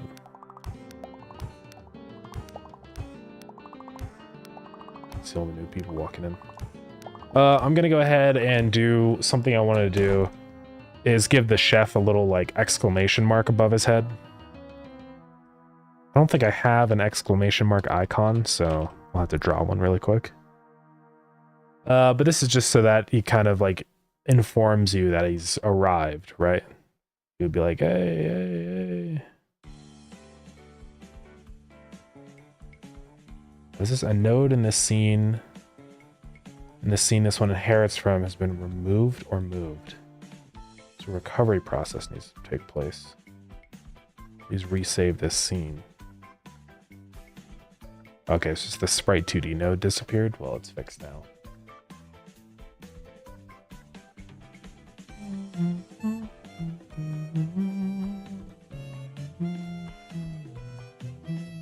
He's 32 pixels tall.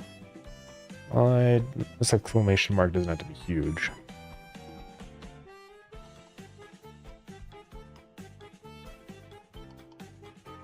It needs to be taller. Hold on, let's go up to 24 maybe. That's good.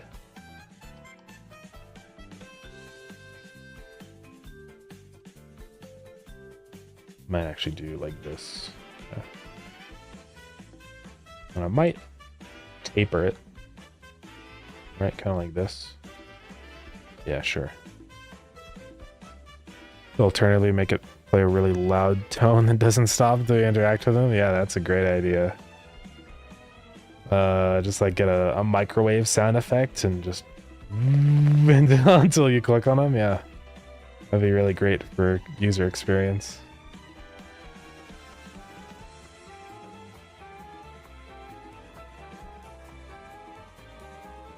Do my little anti-aliasing.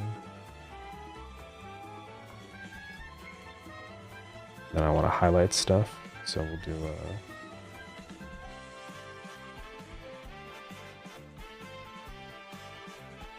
something like that. Little shiny exclamation mark. I might swap these out with like that. Yeah. It's like a temperature icon. You mean like a thermometer? I guess it could be interpreted that way, but I think with the context of a guy standing there, it'll be pretty obvious. I could change the color of it to be like yellow or something instead, just because maybe that implies more that it's like there's a quest to be activated, because that's like what you know, World of Warcraft does. So we could do that instead, like that.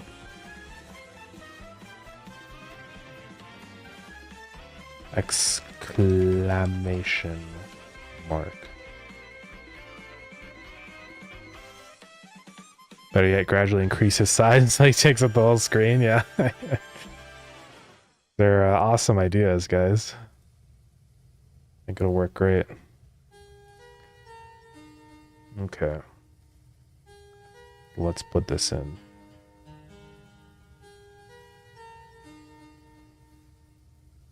Go get our exclamation mark.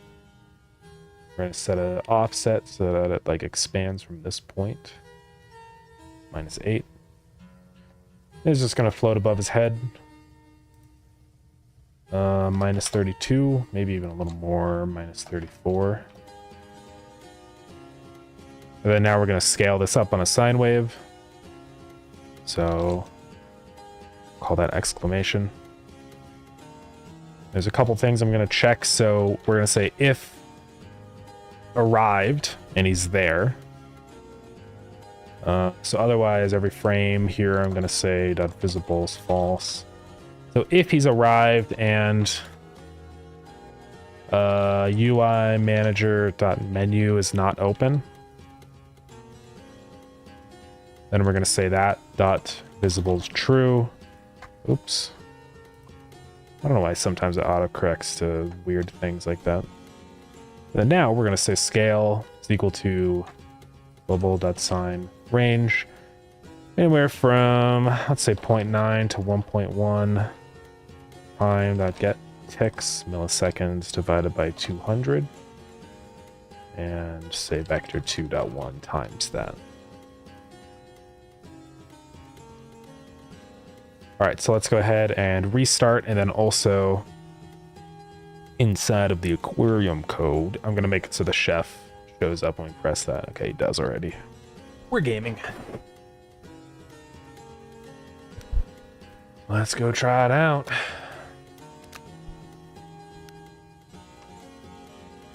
I do need to fix the flickering where he just appears randomly for a second. That works pretty well. It might even be too large. But I want it to be obvious that he's like there and waiting for you. I think it's okay. I might raise it up, shrink it just a tiny bit. Little, it just feels a little large. But I don't know, is it? It's hard to say. Maybe I just need to scale it according to the camera zoom level, but that would be a little broken.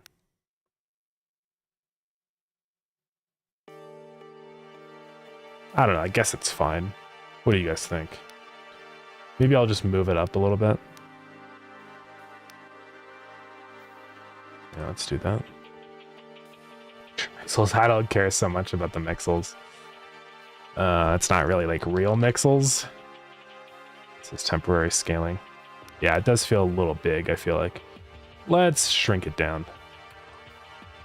It won't sit right with me unless I do.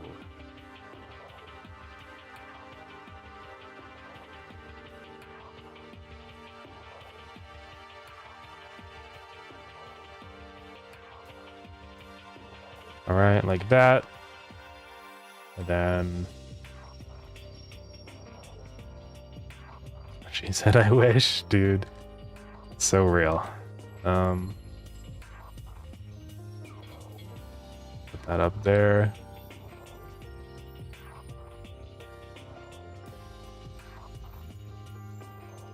We'll drop this down. A little too, like, tall now, so... Squanch it down.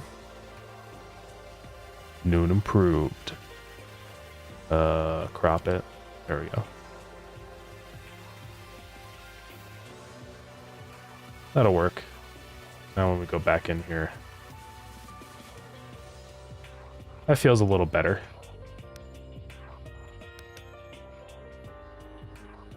I might make the gap between the top and the bottom a little larger. Kind of like that, maybe.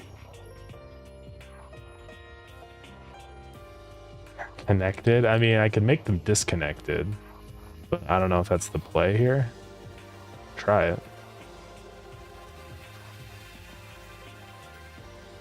I think also it might be time for some outline anti-aliasing here. Just like that.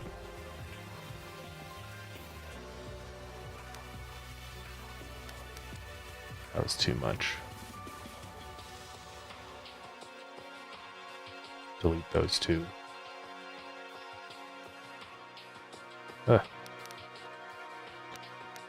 Okay. I think this works. Feels pretty reasonable in size. Yeah. And then also when he arrives, I might either do a little bell noise or like I record a voice line. I'm just like but if I have him randomizing his cosmetics every time, then maybe I shouldn't do that. I don't know.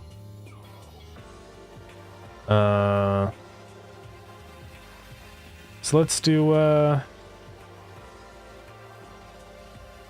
guess just a little ding noise would be fine. Mamma mia. Is that like appropriation though? I don't know. That's probably fine.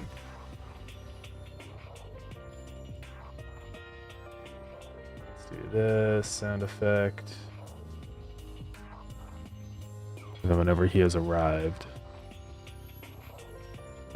where do I say arrived is true? Where do I say that? Where do I say arrived is true? Right here.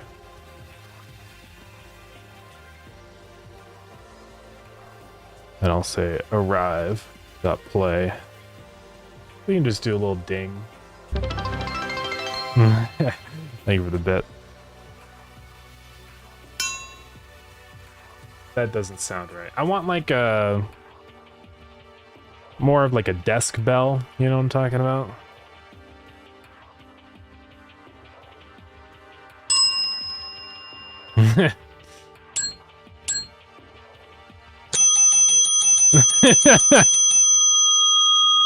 That might be too many times. That one has way too much like reverb. I actually do like this one.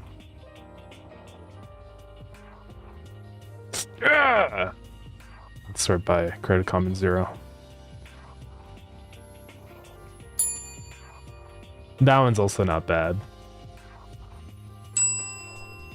That one's also not bad. That one's bad. Also bad. Nope. I'm torn between this one and the other one. Let's see.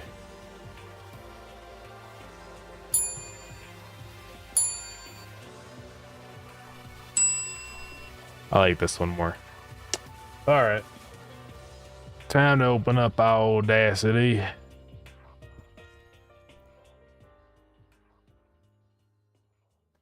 And it's just gonna do 2 little dings. Just a little ding ding. It's not gonna be super loud or anything. Just reasonable.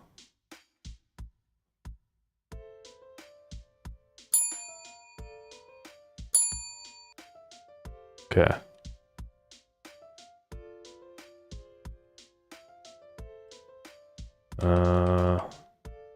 Move that guy over there.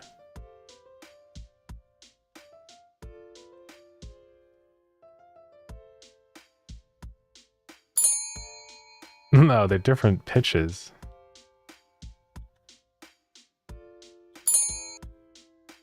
Is that one actually that much different? Play! They are.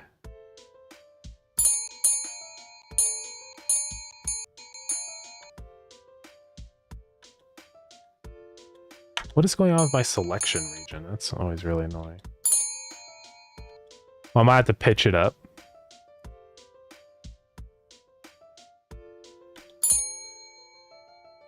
That actually works fine, but yeah, I just need to pitch this.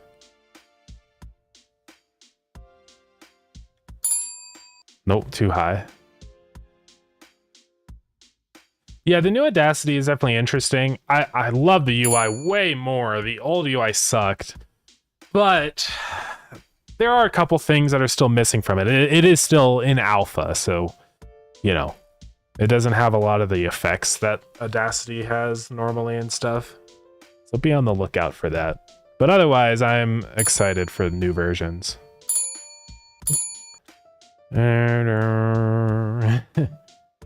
Feel like a couple cents up.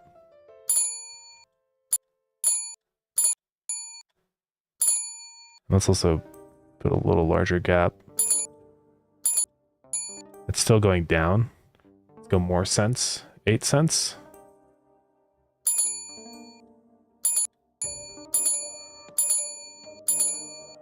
It's just ever so slightly too low. Let's go 12. It's still too low. 16 cents.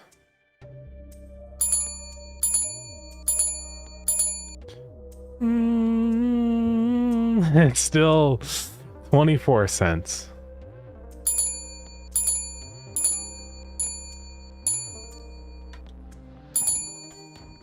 That's pretty good. Hold on.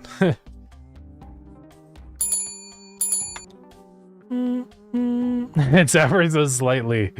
Okay, 32 cents has got to be plenty.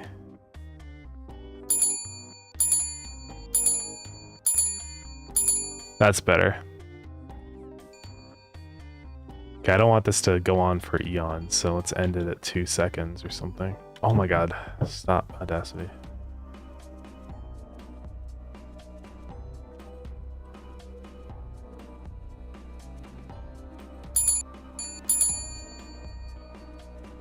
All right. And now we're just gonna select. Thank you for the trees time. Selecting is still a little weird. Effect, fade out. Thank you for the follow. Epinology. Epinology, yeah. So I cut it. I don't think it actually faded, did it? Fade out. There we go. Oh, it does just put a natural cut.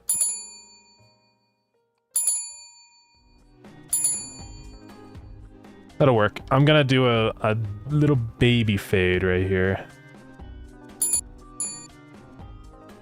Just so it's not annoying.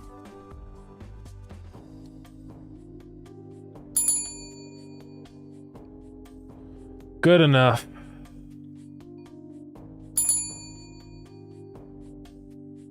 And does it peak right there at the end? No. I don't know. I don't know nothing, guys. God, let me select the edge. I don't know why it doesn't like... I've got my gripes with Audacity, guys. Export full project audio. Call it Belding. A wave. Here we go.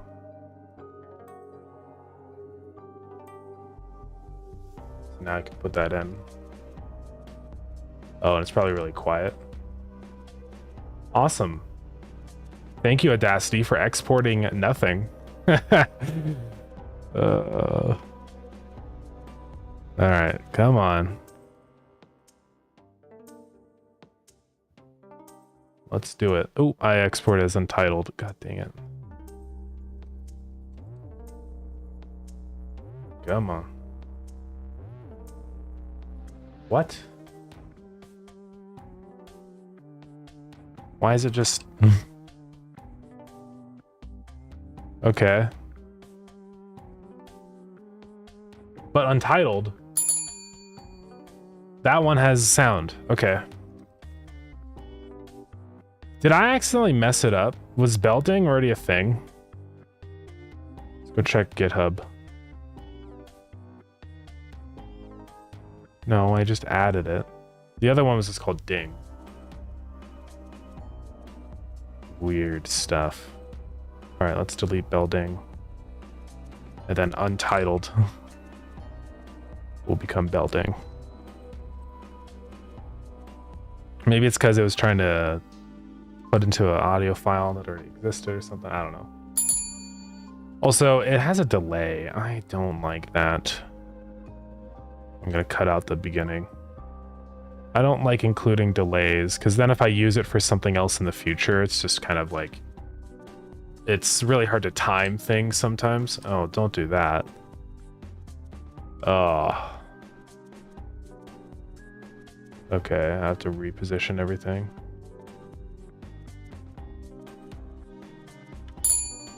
Whoa. Hold your horses.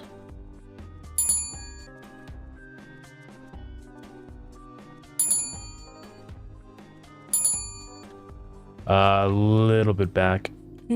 Just a tiny bit. There we go. Ah, let's try this again. Oh, chic. How's it going? I'm just gonna select. That should be fine. Then export audio. Selected audio. Is it like, do I want to do my loop region instead? No, there's no loop region. Because I don't have this audio selected. I don't freaking know anymore. And now the audio is silent.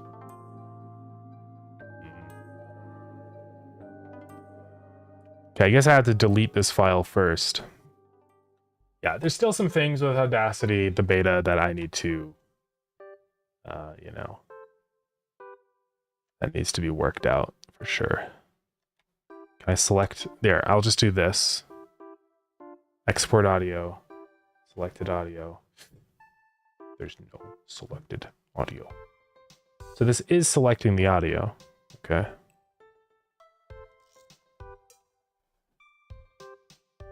Try this again. Steven, like that one guy from that game? Like, what? And now it's only in the right ear, and it still has a gap. It didn't export the first sound. Excuse me? That's what it should export. Export my audio. Stereo. Bell. Ding.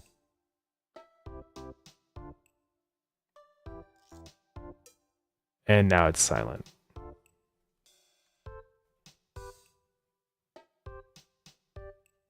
I'm about ready to just go use DaVinci. Oh, and Audacity crashed. All right, we're using DaVinci. Whatever, Audacity, go away. I don't even care anymore.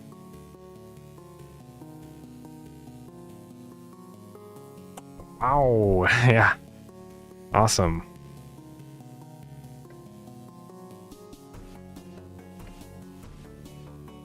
DaVinci Resolve.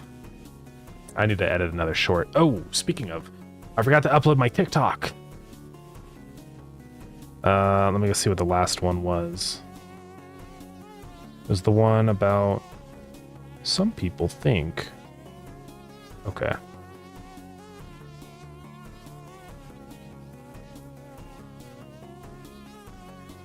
Hold on, guys. It's time to upload a TikTok.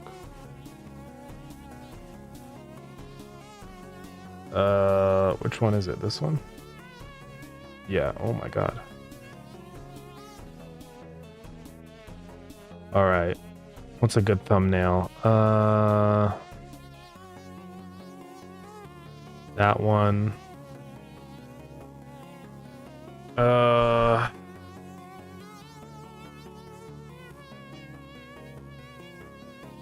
Hashtags.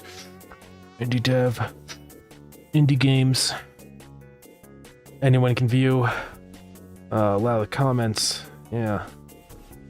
Post. All right. It's public, guys.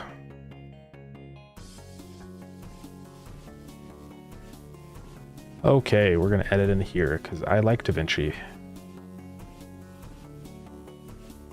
The only thing that sucks about DaVinci is the format it exports WAVs as is not compatible with Godot. So I have to do like a little weird conversion process thing. The only thing that sucks about, otherwise I would just use DaVinci because I've got no ties to Audacity, really. I don't care about Audacity. Okay, that's like left ear only. So we can go into clip attributes, change it to stereo. Boom. Change it to stereo. Boom. Oh, and I have to, hold on. Don't do WAV. I'm gonna do WAV because it's the best format for a sound effect. But yeah.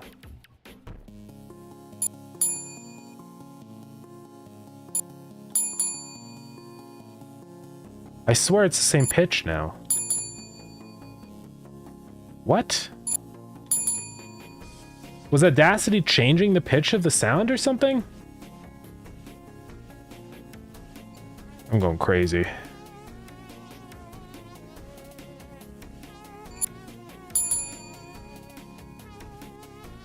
Whatever. DaVinci is where it's at, guys.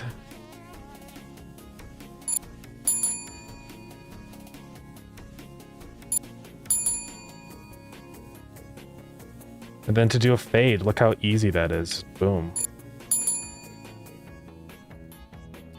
Beautiful. Done. Let's go export. It's already got it like pre-selected for me and everything. You know, it's great. And then I don't need video. I just need audio. I want a WAV, linear PCM. And there we go. Choose the location. Lured in. Sounds. Call it Belding. Save.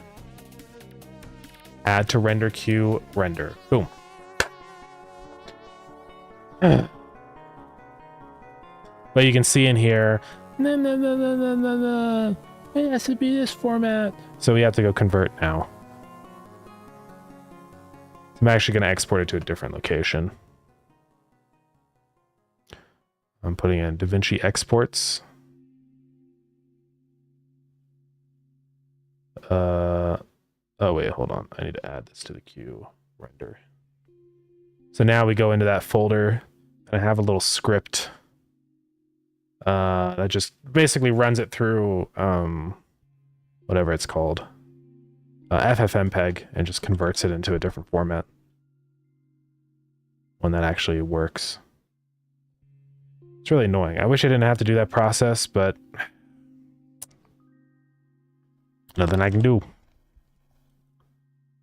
All right. Belding. There we go. Okay. Now when we put that in here, look at that. No delay. Perfect sound. Exactly what I want. Okay. So now he should arrive, or he should play that bell. Let's go give it a listen. I'm trying to use Godot. I'm watching you so I can at least attempt to grasp what I'm getting into. Yeah. Honestly, I think Godot is a pretty easy engine to get into, in my opinion. There he is. It's very, very quiet. Might just be because I have the game volume low right now. I'm gonna up my volume to maximum just so I can get a better idea of this. Say no thanks. This is quite loud. And then let's see how loud it is. Yeah, that's fine. I don't want it to be super loud. I usually keep the game volume around like this level. Yeah. There's the ad. But yeah, if you're wanting to learn Godot, you want to get into things, we were just talking about this, but I recommend giving a look at the Godot documentation because there's some really helpful resources in here. There's this whole step-by-step getting started tutorial in here, so this is really great. It just goes over everything that you need to know about Godot. There's also, if you haven't ever programmed before, there's this right here, and it links you to this like whole tutorial website that has like lessons and stuff. So it's made by GD Quest. They're a Godot developer, I think. Yeah, they do all these different like things. But yeah, this is just free, and you can do all these different programming lessons in here. Yeah, super helpful. I mean, honestly, I almost feel like everything you need to learn Godot is inside of the documentation here. So, but there are some other really good tutorials too. Brackies has done a couple Godot tutorials now, and some of them are pretty good. So you could definitely take a look at those also if you want something that's a little more like hand-holy. But yeah, hopefully that helps though. I wish I knew about those when I first started Godot, because I didn't know that those were there at all. That's fine. All right, so let's go put this in here. Also, I gotta fix the chef. I think it's an activate chef or something, or there's like one frame where he's not in the right position. And I think it's just because of in process I set right here. Global position is global chef path, global position. And then somewhere in here I also do between arrive false. I say set animation and I start tweening this. So what I'm going to go ahead and say in here is set the position also, and I think that should stop that little flickering from happening. Let's see. Yeah, we're gaming. You can make the chef obvious so you can interact with him. What's the idea? I mean, I think he's pretty obvious already, but I'm willing to hear you out. Yeah, I don't think that's gonna be a good idea. I think he's obvious enough. All right. Yeah, I think we're good to go then.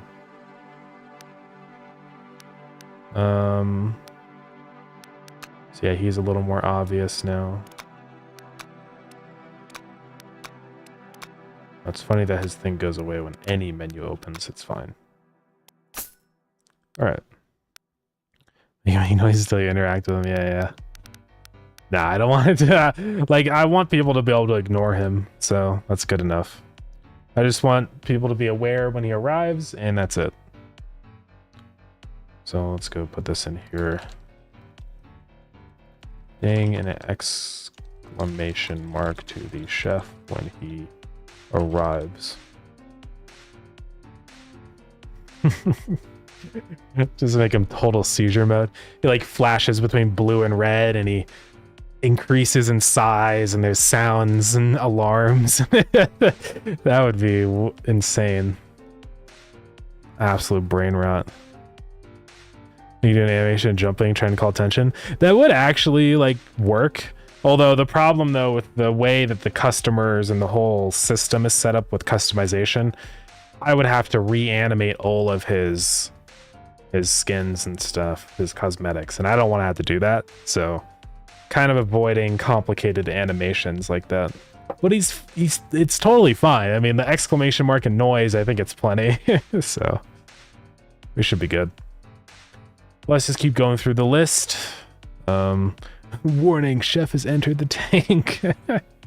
He jumps into your fish tank. That'd be pretty bad. Oh man.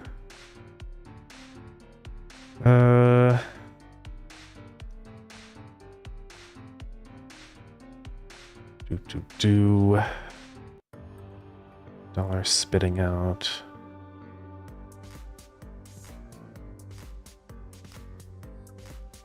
Is he gonna do that ding every time I come back from fishing? I need to double check on that because I don't know. Well, he'll do it there, but then if I leave and come back, I mean, it's a very quiet sound, so it's really not too annoying. But I might make it so that doesn't happen. I'll just say if instant arrive is set, then say if not instant, right? Do that. So now he shouldn't do it. Yeah. But if I like dismiss him and he comes back, it should be okay. Also, we got ads starting in just a second. My apologies, everybody. Ran out of ingredients for the fish sticks. No. He's coming in. He's coming in. Epic. Okay. What are the next things on our list?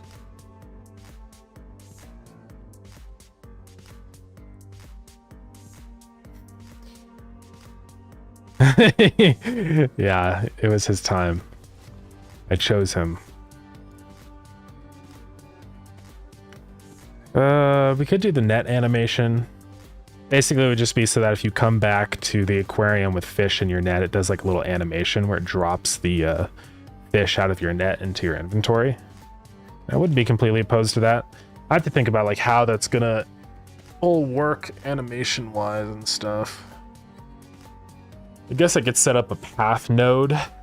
But the problem is I have to like have multiple nodes on the path node. So I could just do a particle emitter that goes in the general direction of the inventory. So that's an option. Maybe we'll do that. And I could do little pops. I could do like for when you get fish. I don't even know if that picked up on the mic. Let's see. Yeah, it does. Okay. That could work.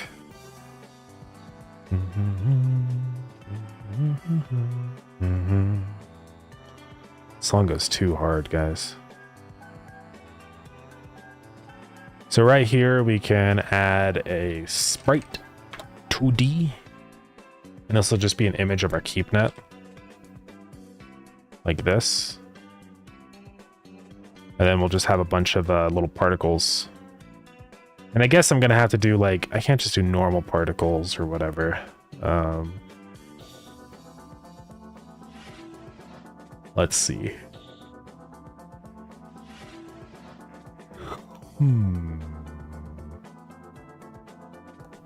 Because it has to actually be the fish that you caught or whatever. I'm going to up the scale of the keep net.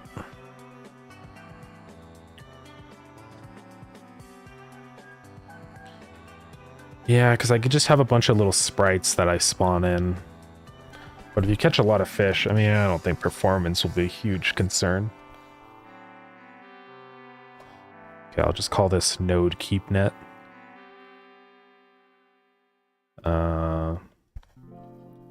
Give it a script. Function process. Okay, so we're going to say visible is equal to blah, blah, blah, blah, blah. We're going to have to, like, keep track now of the fish that you've acquired. We need to go into fishing region whenever we add a fish. I think I say add fish right here. Yeah, fish success. So I need a global list of the fish we've caught. So var caught fish. And it's going to be an array.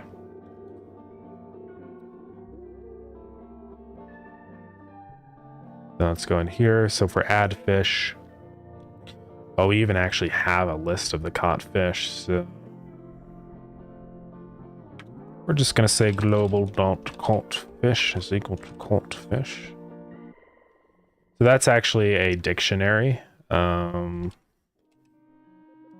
we'll do that.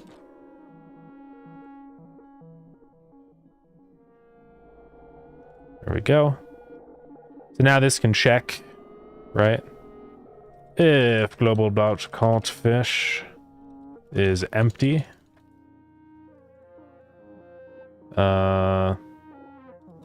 else visible is true, visible is false, and let's also like empty out the list. Not clear. Okay, so now it should just appear whenever we catch a fish. Let's see what happens.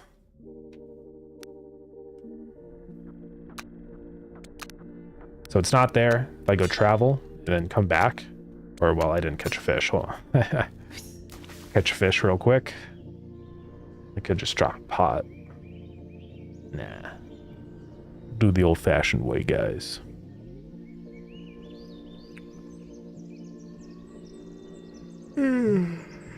Wait.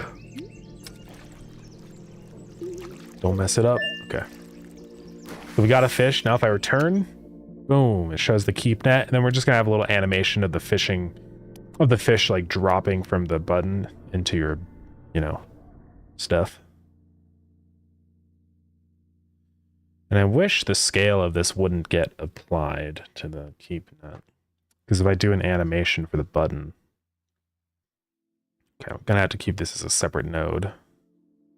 It should always like stay above there, even if I scale the UI and stuff.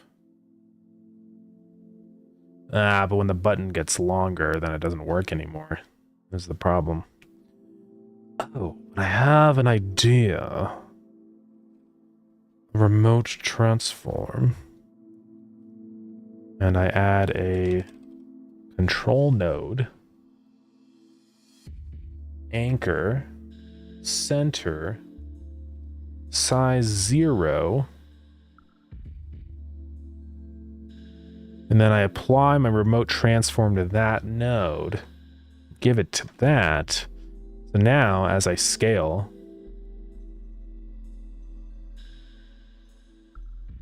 okay.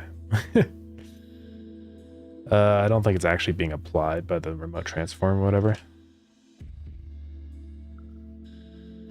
And then let's just do a couple updates. I only want to do position, not rotation or scale.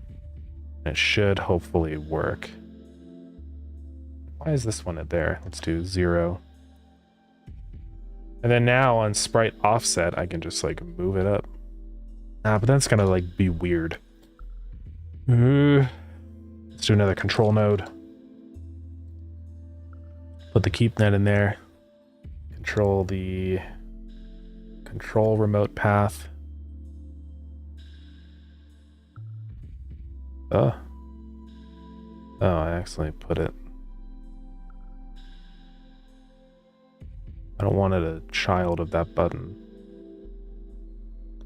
I don't want it in there either. Okay, I guess we have to just move it up to there. There we go. Why can't I assign the control node? Oh, it has to be a 2D node. That's okay. make it a regular node 2D, call it anchor, and select anchor. And now I can just move this up to where I want and set the scale to what I want. So let's set this to 128. All right, and let's try this out again.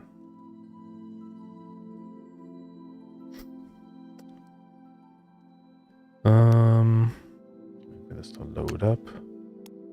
We'll need a stash. What do you mean by stash?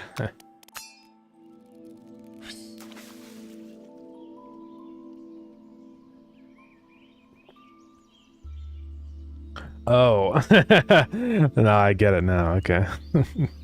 Well, welcome in.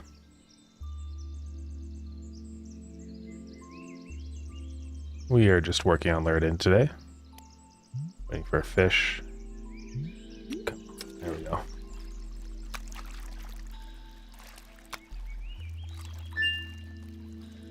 Boom. So now, yeah, that appears, and then if I move the UI around, you can see it's fine. And then even if I select the inventory button, it doesn't screw it up. So yeah, that works pretty well. And then we're just gonna have a little animation of the fish we caught, like leaving the keep net and going into the inventory button. So I might do, I guess I'll just spawn them in and just have their position lerp toward the inventory button. So yeah. Game is better resizing than Discord. I appreciate it. Yeah, I always want the games to be really easy to rescale. I think it's just nice. I hate when games like lock in specific resolutions and stuff. It makes it really annoying to play in windowed mode. But yeah, it's all set up so it's just responsive and you can change the window size to whatever you want. Yeah, this is indeed a fishing game, yeah. There is no cooking in the game, but the chef comes in and just buys your fish. It's more of like you're running a public aquarium where people can come in and just observe the fish. So that's kind of the main idea. Be pretty cool if a game's gimmick. There is a, okay, yeah, I was about to say a window kill. There's a couple of games I've seen that do that actually. It's pretty interesting, but I think it's a nightmare though sometimes because you have to like make it work on every platform and you can't resize windows on mobile, so that just completely doesn't work. So yeah, it's cool, but it is finicky. Let's see, Luca, welcome in. How's it going? Over on YouTube. All right, so we are going to set up some code in here. I can make a PC exclusive. Yeah, I mean, you can, but also like everybody's got different monitor resolutions and stuff, so it can be annoying. But it would be neat. Yeah, because I remember like I was playing one on web and it was really cool, but it's because of my monitor resolution, it was like breaking the game. It wasn't like working right. What am I doing? Yeah, we are working on Lured In. It's my idle fishing game. It's coming along. We're just about to create this little like animation for when you collect fish. You'll head out to a region, fish up some fish, and then when you come back in, it'll just show like the fish exiting from the keep net into your inventory. Like your mustache, broski. Thank you very much. I appreciate it. Yeah. So we're just gonna wait for this fish to be caught. Come on. Come on. Any second. There we go. So you catch a fish, and we don't have the animation set up, but then when you come back in here, this little keep net appears, so it'll show like all the fish you just caught like exit from the keep net into the inventory. It's a minor thing, but it's just kind of like it helps the player understand the connection between the fact that they just fished and where those fish now are located, right? Because it's like, oh, those are all the fish I just caught. They are now inside of my inventory. So it just helps that connection a little bit, I think. And it's just satisfying to see all your fish funnel into the inventory, so yeah. How are we making this? This is all in Godot. I've really enjoyed working with Godot. Great engine. I love how just agile it is. I think that's honestly my most favorite part of it. It just runs so fast. But yeah. I'm gonna add a timer here. We'll do every 1 second or something. I might adjust the speed of the timer depending on how many fish you caught. Because if you caught like 50 fish, then it would be really a little silly if it took too long. I played a match of League. Ever want to play League again? Real. Based. Yeah, I tried playing League a long time ago. One of my friends was really into League. And I just couldn't. I couldn't do it. I don't know. Not my type of game. Let's see. We'll do global.caught fish. Duplicate. Yeah, like sucks. I just played 2 and they were miserable. Yeah.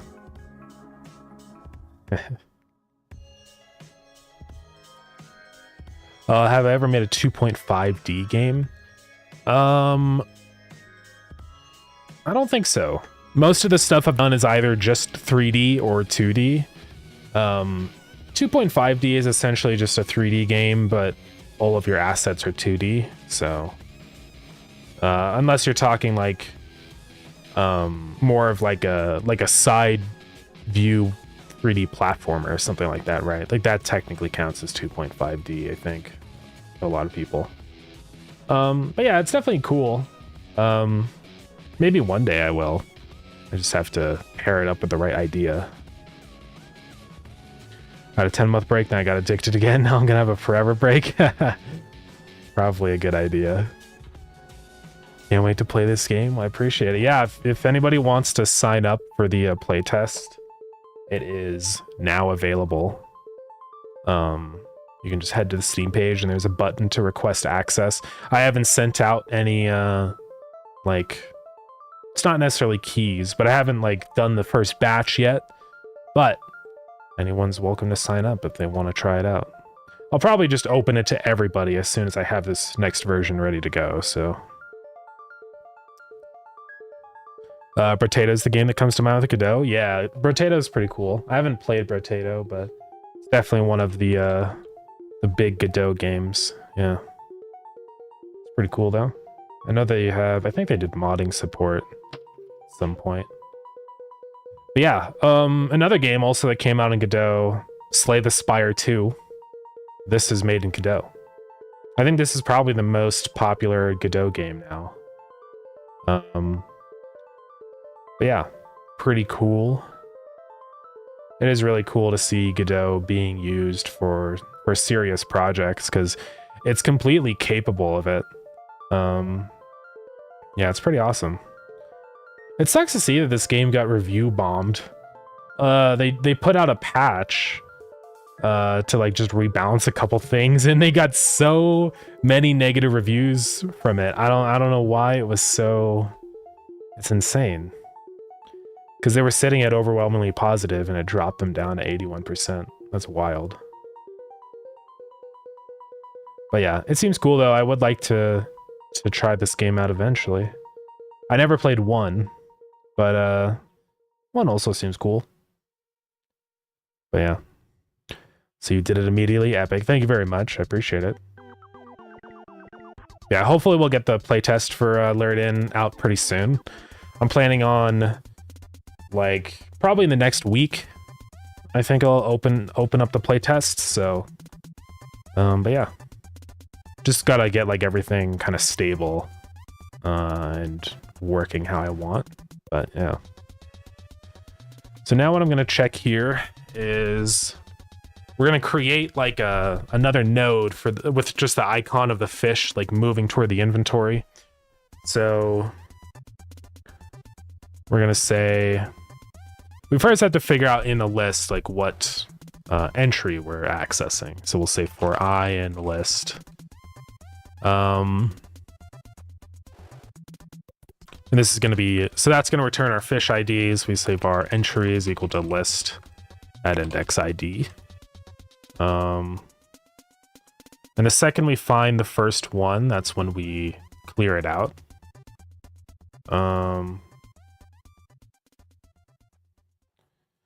So how do I want to go about this? I got to think about this.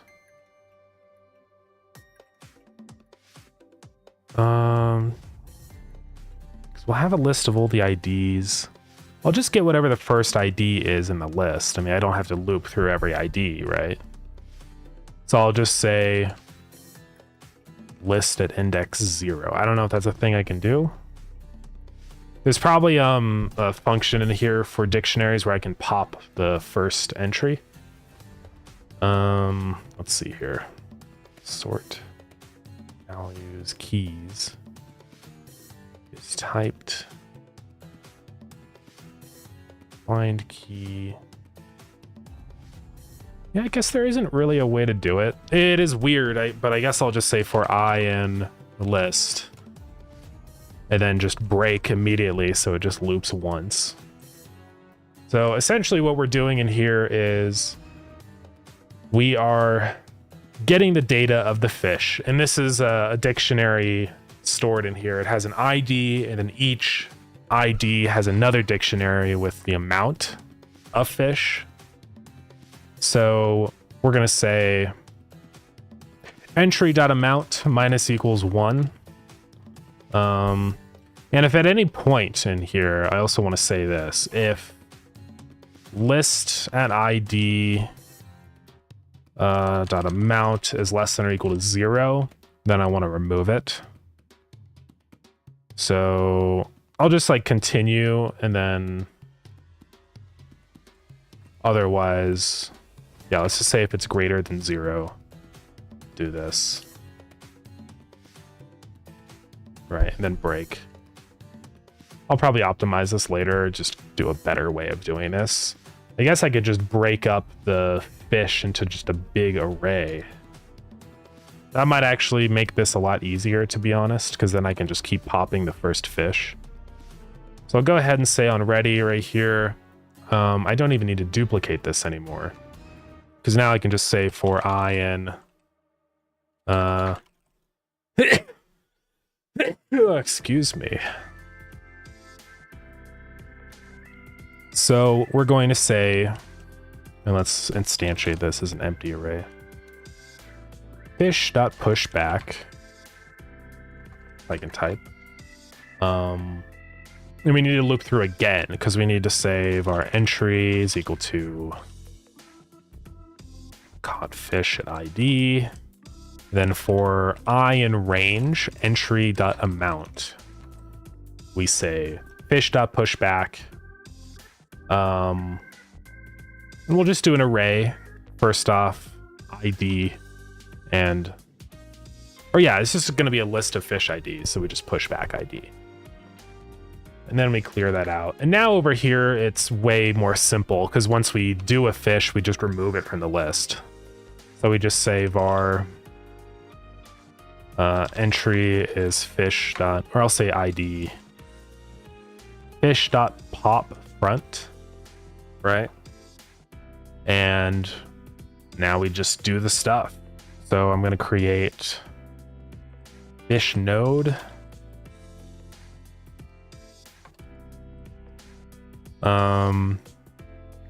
We'll figure out what that node needs to be. We're just going to create a sprite 2D. It's going to be called like a fish net sprite or something. Fish net node, sure. And we're going to save this as a scene. So delete this. So we're instantiating that node and then adding it as a child to create it.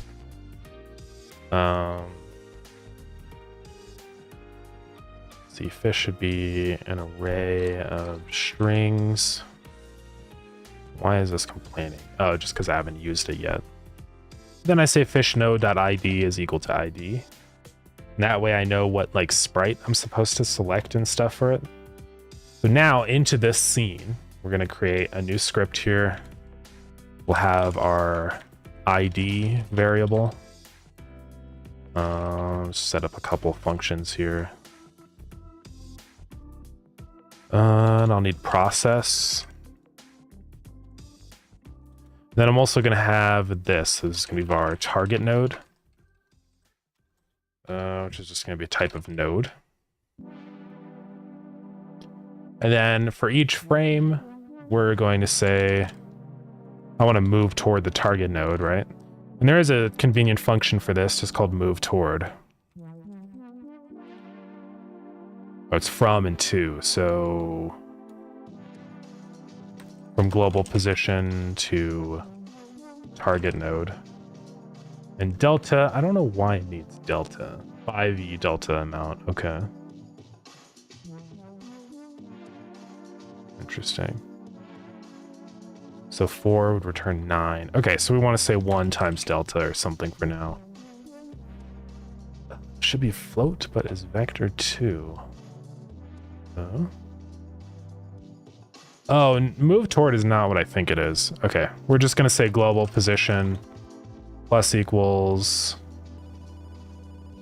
dot get direction to our target node dot global position times delta. So all that's going to do is to start pushing them towards that. We're going to get global.items table. This is getting the sprite for what fish this is supposed to be. The data.sprite. That's going to set that. And when we've arrived at our location, we're going to delete. So distance, sure, squared to is less than 4 pixels or something, then we say cube free.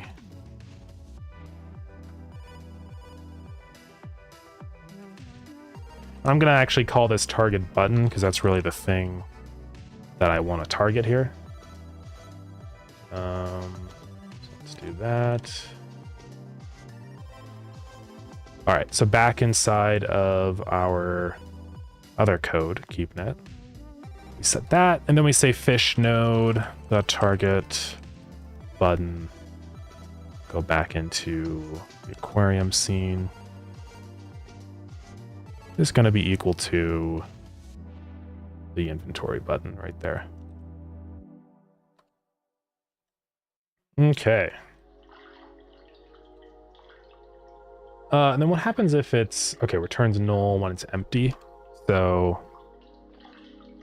we'll do this. If ID not equal to null. Otherwise, if we finally popped the final one, I want to say visible is false. All right.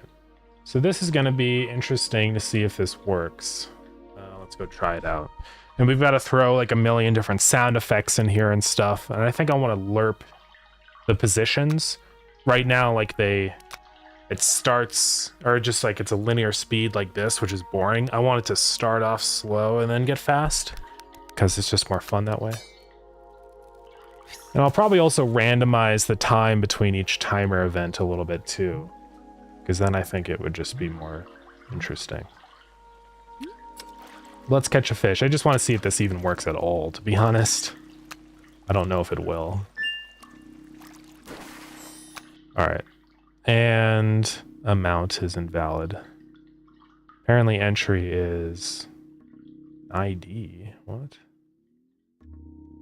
Codfish is a dictionary.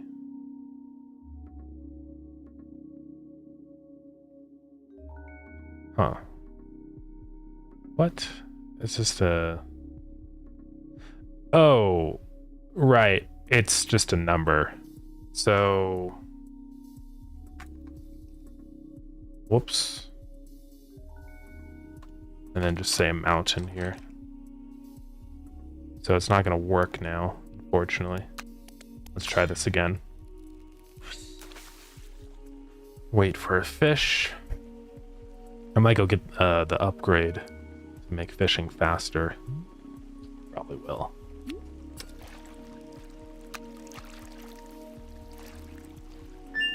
There we go. So now... Oh, since it destroys itself, it kills any of the children. So we have to do this. Get parent on add child. And also clearly it's moving way too slow. So we're gonna multiply this by like 10. All right, let's try this again.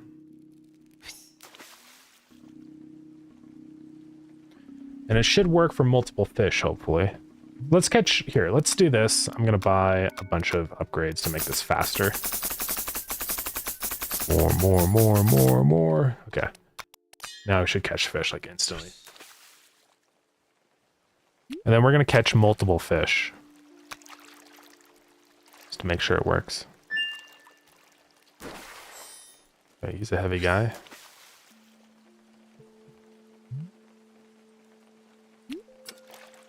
Okay.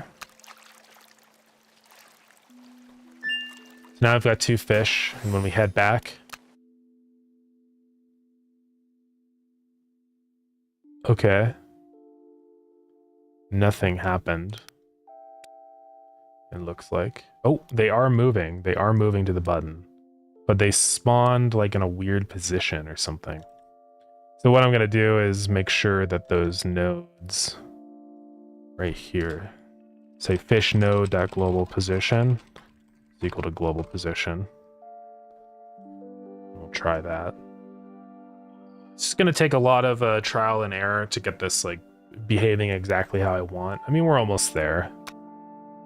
And then it's just a matter of like tweaking the speed of it and stuff.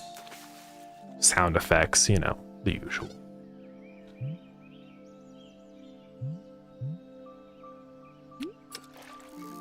Mash.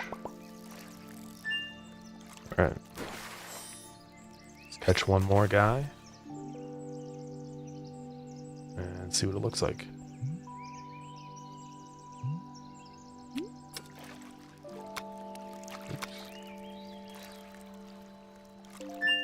All right, and let's go back. Yeah, now they spawn in the right position. You can see them just kind of float toward the button. It's a little silly right now, but we're gonna fix it. But it works even if I like rescale the UI. You can see like if the button moves over there, it'll still kind of go to the right position. And I might potentially put these on a path. This will be fine. So back in here, I'm going to start increasing the speed.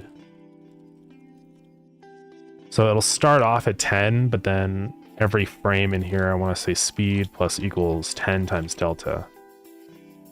So it'll start getting kind of exponential. And also, clearly the scale on these is way too tiny, so we're going to say times like 4 or something. Also, Z index should be really high, 500 or something. Let's give that a try. I need to, it's going to be really annoying to keep testing this, so temporarily I'm going to go ahead and just set this to a value by default.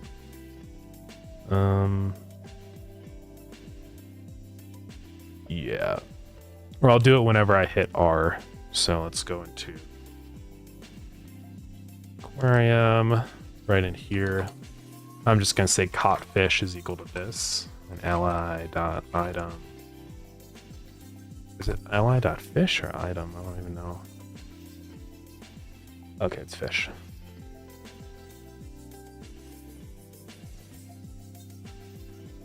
And let's just set the amount to something really crazy that we can keep testing it. That might be too much. Let's do like 10 of them. And that should be fine.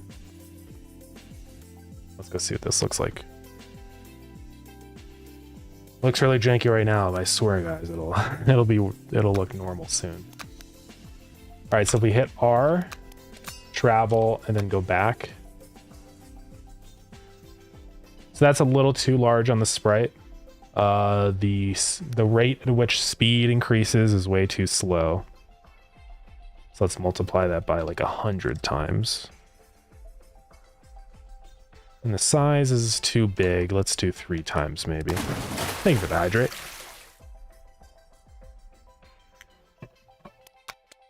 Let's try this out again. Oh, and not, seems like it's not doing it. A little weird. Should be doing it. Caught fish. What's going on here? Oh, there it goes. So that's still too slow even. I want this to like really exponentially speed up, so we're gonna multiply that by like 1,000 or something.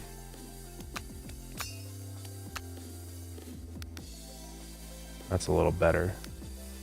And now obviously the gap between each fish is way too slow. It's like 1 second gap. So that's a little stupid. Also, I want these to target the center of the button. So instead of saying this, we're going to say that plus target button dot size divided by 2. Just so that it goes to the center instead. Because it's weird how it goes to the top left. It doesn't really make any sense. Let's try that again. So yeah, now it goes to the center. And you can see that is a problem that happens, is that it starts to destabilize. Oh, I know what's going on.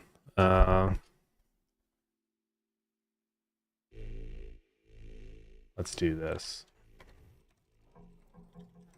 Target position is going to be that. Then we say direction to target position. And instead of this, we say target position. There we go. A little funny.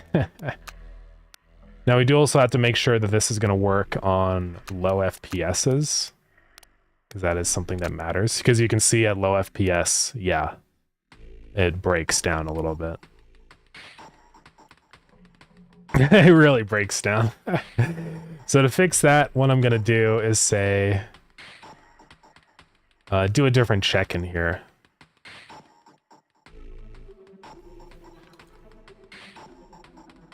So let's see. I think if at any point, instead of checking distance, I'm just going to say, because it's always going down. So I'm going to say if global position dot y is less than my target position dot y, then we queue free. So now it'll like, should work. Let's try it again. Oh, and that's if it's less than. We have to say if it's greater than. I think something happened with the game. It's like laggy. So I'm gonna restart it. I think there's some objects that their positions got set to nan because they went beyond the limit. Now the game is just kind of running laggy. I don't really know why. What happened? Okay. That is really weird. Oh, I'm just a fool. I set the FPS limit to 10. Duh. Okay. Sorry, guys. I'm a bona fide idiot. All right. But now that works just fine, even at low FPSs, which is important. Set it back to big FPS. So I want to multiply that timer speed depending on how many fish we have. Because if we have like 20 fish that need to go through, I don't want to have to sit there forever, right? I think I'm going to set sort of like a minimum time limit. We can calculate that in the beginning, right here. where we just get the size of our fish. So fish.size. So let's say if we have whatever, how long we want to do it for, right? So let's say time is 5 seconds. So then I want to say timer.wait time is equal to time divided by fish size. Yeah. So let's see what that looks like now.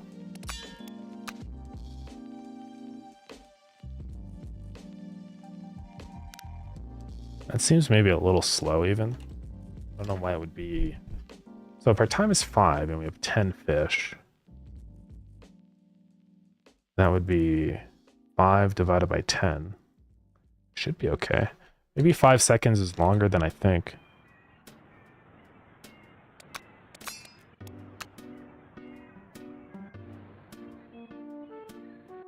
It's better, I think. Now, what if I do like an insane number of fish, right?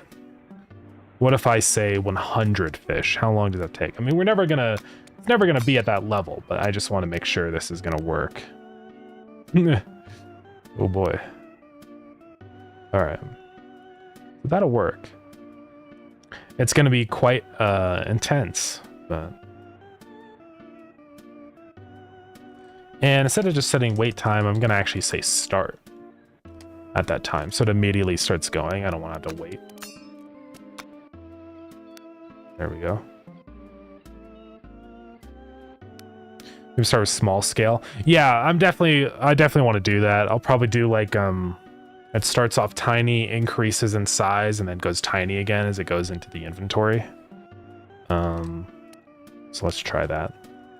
Also, I want to add just a tiny little bit of variation in terms of like the direction it goes toward, because I think it's boring when every single fish moves the exact same direction.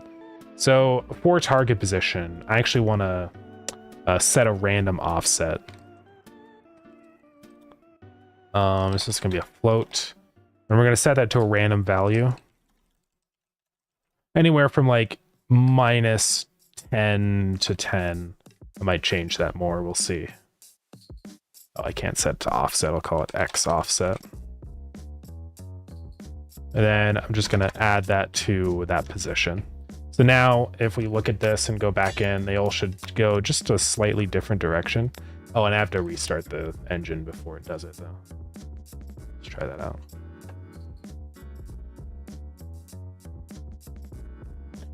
And apparently, oh yeah, because we have to say vector 2 X offset. Look at that. Oh, and that's gonna probably be broken. All right, let's restart.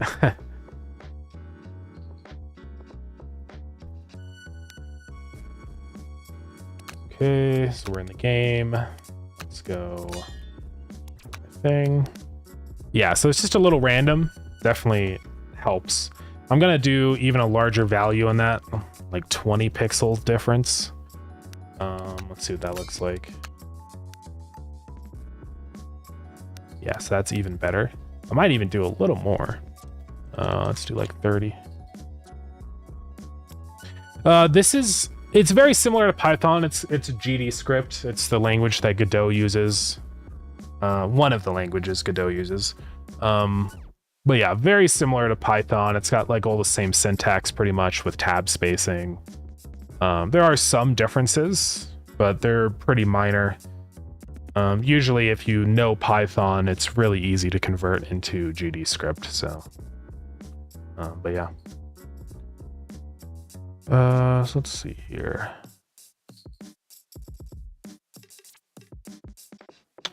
I want to do. So yeah, we'll definitely need to do a bunch of sounds for this, obviously. So let's make the fish start off tiny. So let's say scale is equal to vector 2.1 or vector 2.0. Then we'll have it immediately kind of increase. We'll do a tree or a tween for that. So create tween, tween.tween property, self scale. Then final value is going to be this. And I'm actually going to randomize the scale as well. So anywhere from 2 to 3, I think. Just so there's a little more randomness. I think it's good to have as much as we can.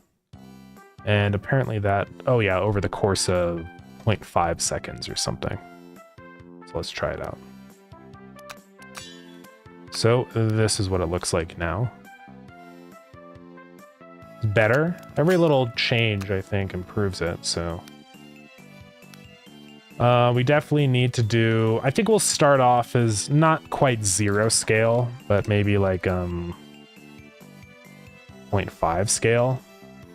And I want to start off our modulate to 0, and then quickly increase that modulate, right? So I'm going to say tween.set parallel. I never used Python before, have seen it though. We've used Java, okay, yeah. Yeah, I've messed with Java a lot. All of my, like, university classes and stuff, introductory ones, use Java. It's an interesting language.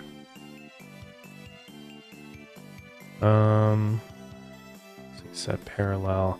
Then I want to do another property. For self, modulate A. Gonna go up to 1, and this is gonna be a really short one. Like 0.1 seconds. Let's see what that looks like. Yeah, it just kind of doesn't make it look weird. I might even just increase the initial scale a little bit more. Kind of like that. And then also something we can do is give an initial random position offset. So if we go in here where it sets the position right here, I can say plus vector 2, randef range, minus val to val, minus val to val, and I'll just say value is equal to like 10 pixels or something. Let's see what that looks like. Yeah, so that just, I think, helps a lot, because it doesn't look like it's just a perfect stream from one spot. Yeah, I think that's the next thing, is like we need to offset the keep net, so we can for sure do that. What I'm gonna do is go into the aquarium, and I can just set a position offset on this sprite. And all these menus are visible, but here, really quick, I'm just gonna up the ordering so we can see it. So I can just move this offset over, and we'll just have everything like pour out of the opening of it like that. And that's all we pretty much need to do right there. And then z-index, I'll keep it kind of high up so it's above everything. So now when I go back in here, it should all like pour out. Oh, I have to restart. It doesn't apply until I do that. And it should still work even if I scale it. Yeah. And we'll make the keep net, I think, like shake while the fish are pouring out of it. Kind of like you're shaking the fish out.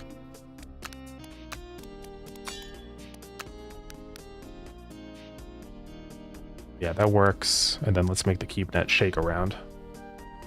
So let's just say, let's get our starting position.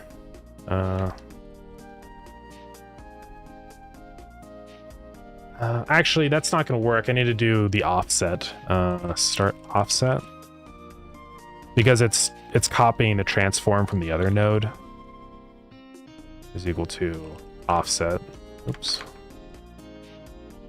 And then what I'm going to do in here is say offset plus equals vector 2 randef range minus 5 to 5 or something. And I'm going to say offset is equal to lerp, offset.lerp. Back to my start offset. We'll say 5 times delta or something. We'll figure out what value seems correct. All right, so let's try that out to restart again. It's possible to make the size a little bigger if there's a fish and slowly make smaller as you empty. Yeah, that should definitely be possible. I can just make it so when I spawn in a fish, it like, Or you're saying like it, oh yeah, so it starts to like shrink as the fish exit from it? Yeah, we could definitely do that. Okay, so that shaking is a little violent. Let's lower it to 1, maybe. Oops, minus value. Let's try that. That's better. Okay. And then, yeah, we can start off the scale large. So let's just say initially scale is vector 2.1 times so it starts off as 2. Let's do times 3, and then we'll create a tween. Create tween. Oh yeah, I don't have to say get tree. Oops, misspelled it. Did I call that tween? I did. And modify self. We're gonna modify scale. It's gonna drop down to vector 2, maybe like 1.5 or something. Let's see. Over the course of whatever time is. Let's try that out. Yeah, so it starts to shrink as all the fish exit from it now. So that works pretty well. And then instead of it just disappearing instantly, I'm just gonna say tween property self modulate A, and it's going to go down to 0 over the course of like 1 second. I think that would be better. Right, so let's get rid of that. Then I want to say in here only shake if fish.size is greater than 0. So let's do that. Let's try that out. So it'll shake, and then once it gets to nothing, it just kind of fades away. Fade is too long. Let's do 0.5 seconds.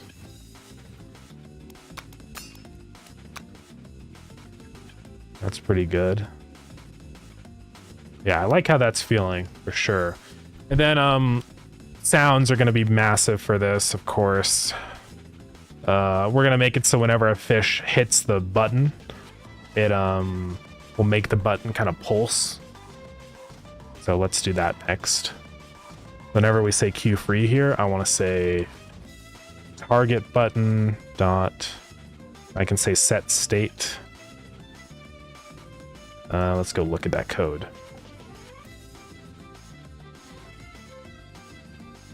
Let's see, tween property.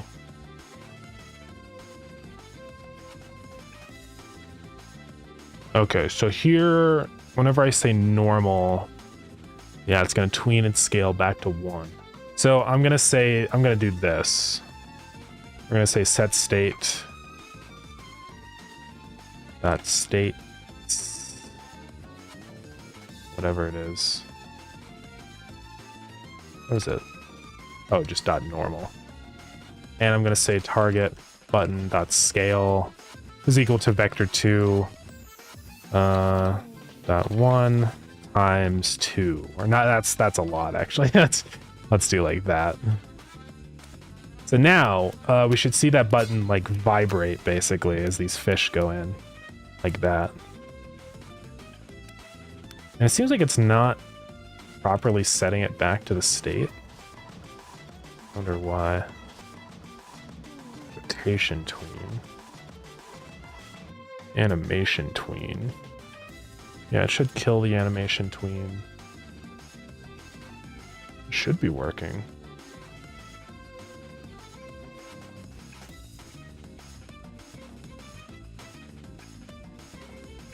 Yeah, I don't know why it doesn't seem to work.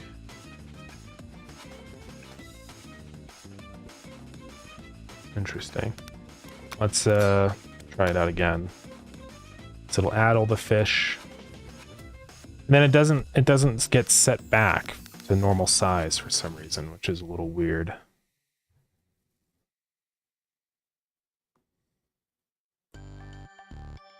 I guess what I could do, instead of setting the state, I could just modify its, I could say target button dot, animation tween is equal to target button dot create tween, and I can just lerp that back down. Target button. Oops, let's do that. Then say target button dot animation tween dot tween property. Say target button. That will be scale. Final value is vector2.1. And we can just say like the time is really short, so kind of like we'll try that out. See if that does what we want. But it seems like it just like kind of stops, which is weird. Like it does it once and then just gives up. So I don't know why that's happening.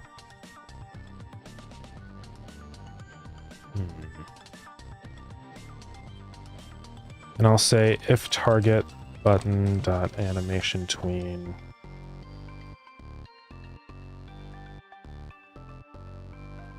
kill. Let's try that. There we go. That does what I want. Yeah, so that works pretty well. Okay. We just have to... Oh, I think I realized the reason the set state thing doesn't work because it only changes state if we're actually in a different state. That's what's going on here. So... yeah, this is fine then. Okay. So what's the last thing we want to do here? Let's give this inventory button a audio player. I think it's time for sounds. And we can figure out what sound we want. We might just start with a single pop. Yeah, we'll start with pop, single pop, SFX. And then whenever, call that pop. I don't want this to be super laggy. Let's do this inside of KeepNet, actually. It just makes more sense there. And then also in KeepNet, when I create these nodes, I want to say fishnode.net is equal to self.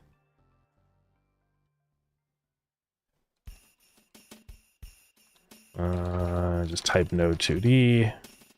So now I can reference net. And whenever we hit the button here, I want to say net.pop. Let's go do that. Then function pop. And this is just going to play pop. Let's go make sure that's the proper node name. Yeah, we're good. And we better do some pretty big pitch variation. From like 0.8 to 1.2, otherwise it's going to sound really bad. Also, this might be extremely loud, I'm not sure, so I'm going to drop the volume on it a little bit. Okay, so let's try this out now. And everything died because null instance. I have to restart the engine. Let's try this again. But I think this should be pretty satisfying. Let's try it out. Oh yeah. Pretty epic. It's unfortunate that you'll never be able to catch that many fish. Right? Because it's pretty awesome. But yeah. And I want a sound from when like the fish has exited the net. Just like a little like, I don't know what that sound would sound like. A little or something. Exity.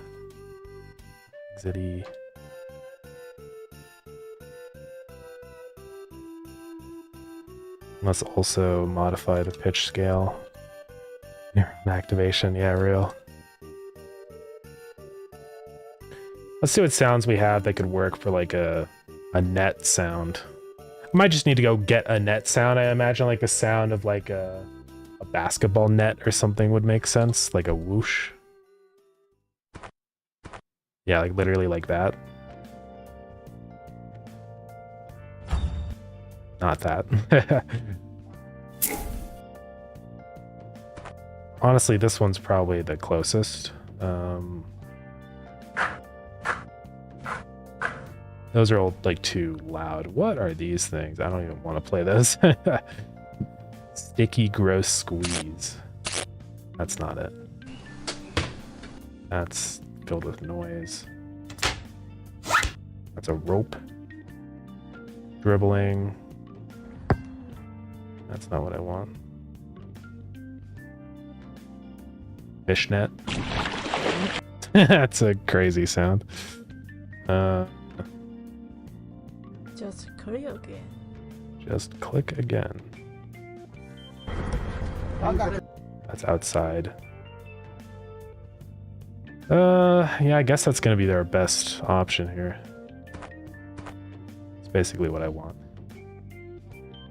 I might not even have to edit this sound. I think it's just ready to go, actually.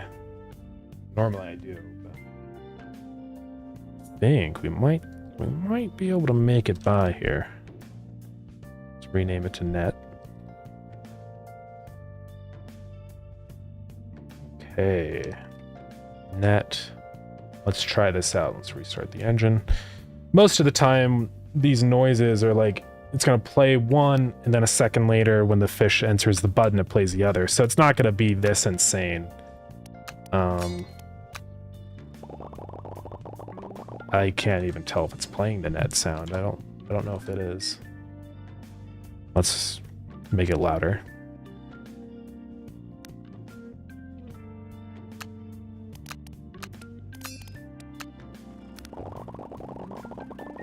Is it even doing it? Genuinely can't tell. Let's like really up the volume, I guess. It should be doing it. It's not equal to null, yeah. There we go. It's just a really quiet sound. It does sound a little bit funny, but actually, no, I should undo that. But that's just because we're dumping 1,000. How many fish are we doing in here? It's a lot. 100. What if we did 1,000? I'm just curious. This is gonna be ridiculous, but oh yeah. They just keep going. That's crazy. I think it's because at that level the timer actually breaks down. So let's try it a more reasonable amount, like 5 fish. Let's see what that's like. Yeah, that's like pretty normal. I think it's actually a little bit too long, even with that amount of fish. I think what I want to do is set a minimum time that this can be. Right? Let's figure this out.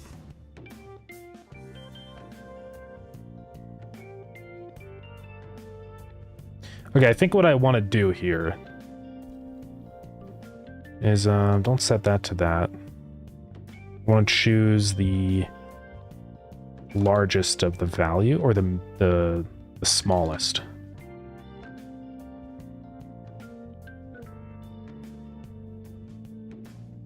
Yeah, so we want to say min, either like 0.2 seconds or whatever this time is, right? Which is 3, let's say, divided by fish size.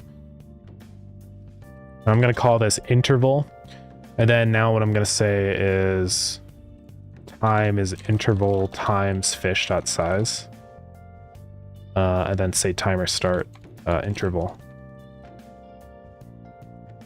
So that should set like a minimum. It's either super tiny or it's going to be 0.2 seconds between each fish now. Let's see. Yeah, so that's pretty good there, I think.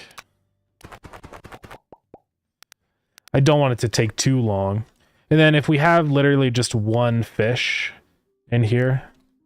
We can see what that's like. So that it just does that, and it's like over instantly. So I think that works pretty well.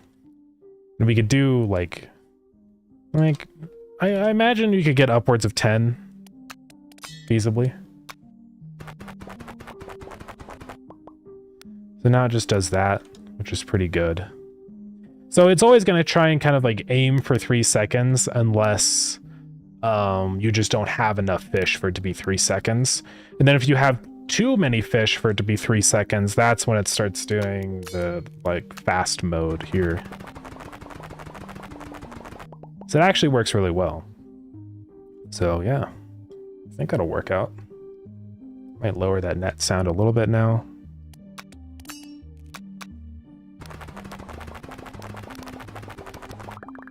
Yeah, I don't want that to be too loud and annoying. Maybe even down to 10. We'll see. And yeah, I think I'm gonna randomize the pitch scale a little more. Like, let's go to 0.6 and 0.4 maybe. Let's try that. Yeah, I think this is gonna really help. It's just a nice visual to see the fish that you just caught, you know?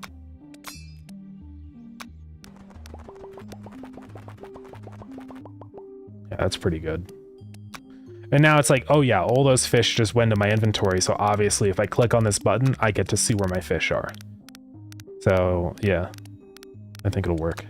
Now, next problem is that some fish are much smaller and some fish are much larger than each other. So we need to kind of balance the scale of them because I don't want it to look stupid. Because we have like something, for example, like the goldfish, which is really tiny.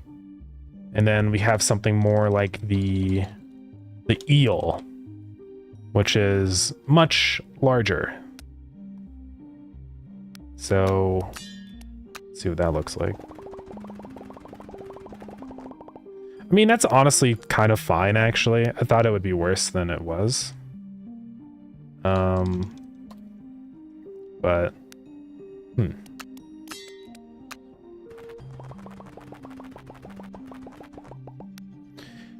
I think that's actually okay. I might multiply the scale of tiny fish up just a little bit more.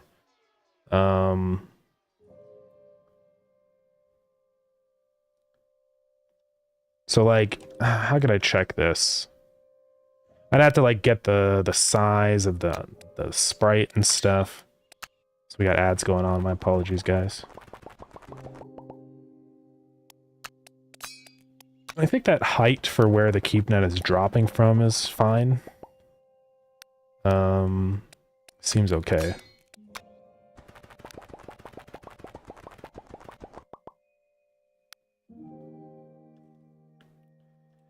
Yeah, I could scale these fish depending on their horizontal width.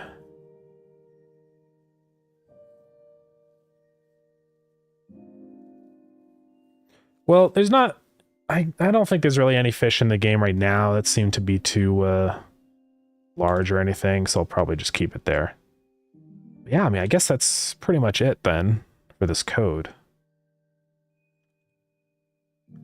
I don't think there's anything else we need to do. So let's just go like have a normal fishing trip and like see what happens. I'm gonna head out to the ocean. Why not? Actually, I don't think there's really any fish in the ocean I can catch yet. Oh, that'll stop happening. Let's go here. Oh. Caught a fish. Oh, he's heavy. Yeah, but now it just shows that little thing of him going in there. I might even do like a little animation of the keep net appearing instead of it just spontaneously floating there, but it just depends on how long I want this animation to drag out for. Something to make them disappear. Yeah, I could do a tiny little modulate thing down here when they approach. Trying to think how that would work.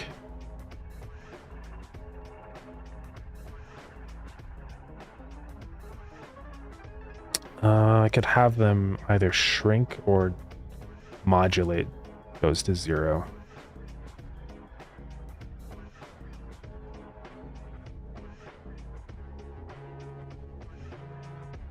Just thinking how I want to do this. Well, I'll just say the second that we approach here, I'll stop increasing speed and moving, right?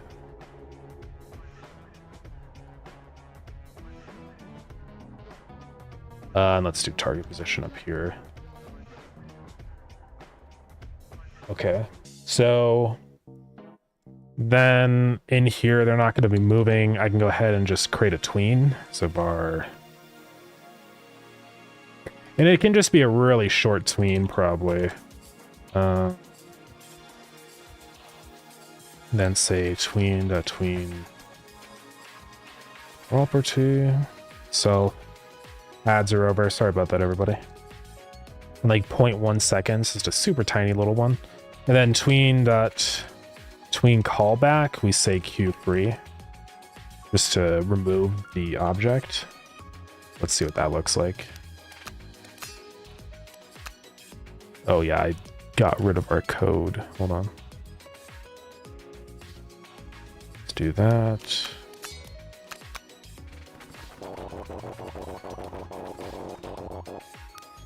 What's going on there? Oh, I know what's happening. Here, I'm just gonna say var falling false. Or no, it's true. And the first time that all this happens, I say if falling is false. And I'll say return. Just so that this only happens once. Let's try this again.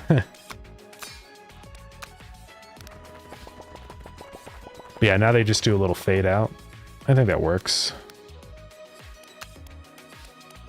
But what do you think about it?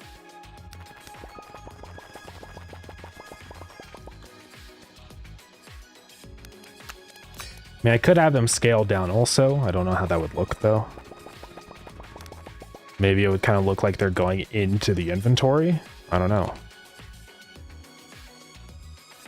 Let's try it though. I can set it to parallel. So I can do both a modulate and say tween property. So scale. Bring it down to vector 2.1. Of course, at 0.1 seconds. Let's see what this looks like.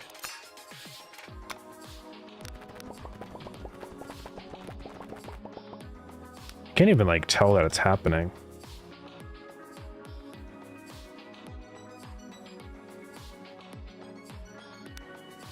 Maybe you scale down as well, start from a certain distance from the target. Yeah. Maybe work. Okay, it is scaling down. It's just so short that it's kind of like hard to even tell that's happening. Oh no, it's not scaling down. It's because I have this set as parallel. I have to say this is a chain, I think.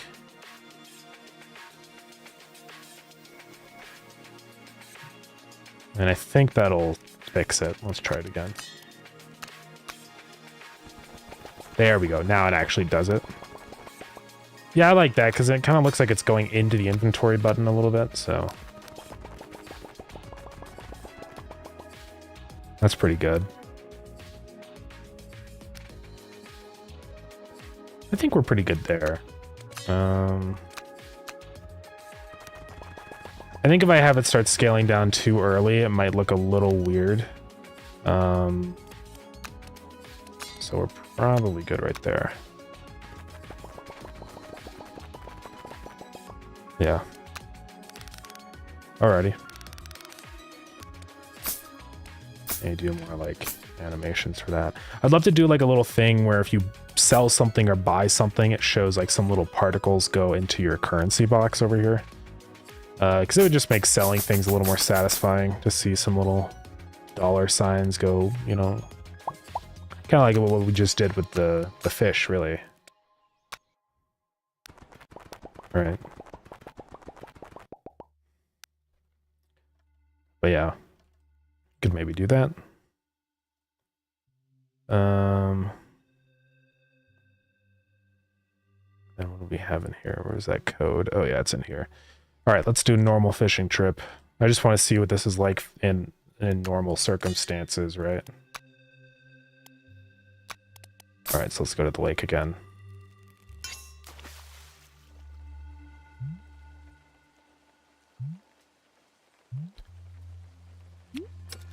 Yeah, we'll have to see how large fish work with this, because we don't really have a ton of super large fish in the game yet, so I think it should be mostly fine. But once we start adding in stuff like whales and sharks, I think we might have to do some scaling on the sprite. So but yeah, that's just a pretty normal thing right there. I like how it's not like too long. But it gives you enough time to like notice what's happening and look over there and see the fish going in your inventory. So that's the whole idea. Even if you only catch like 2 fish, it seems like it's still fine. Oh, I missed it by a pixel. Can't believe this. I suck at my own game.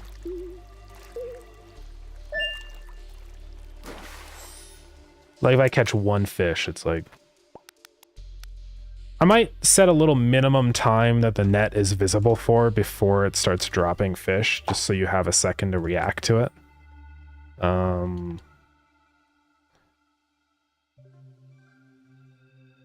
So...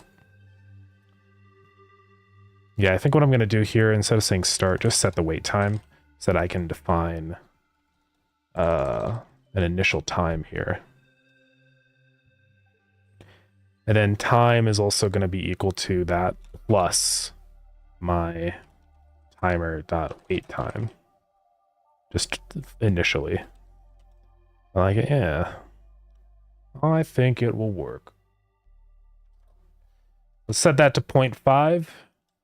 So it's just going to be visible for 0.5 seconds. And we could even have the... Also, thank you very much for the follow. I appreciate it. I could have the keepnet itself scale up too, just instead of just being instantly visible. Could look kind of cool. So let's do that. Let's say we go create tween, and I do have to be on the lookout though for this stuff down here.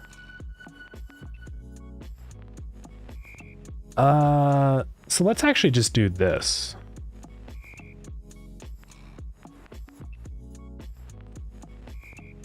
I'm just gonna wait timer.timeout. And we'll do the initial increase tween.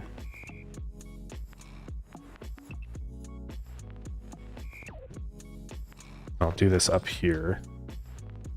So we're gonna say scale is equal to vector 2.0. Increase.tween property,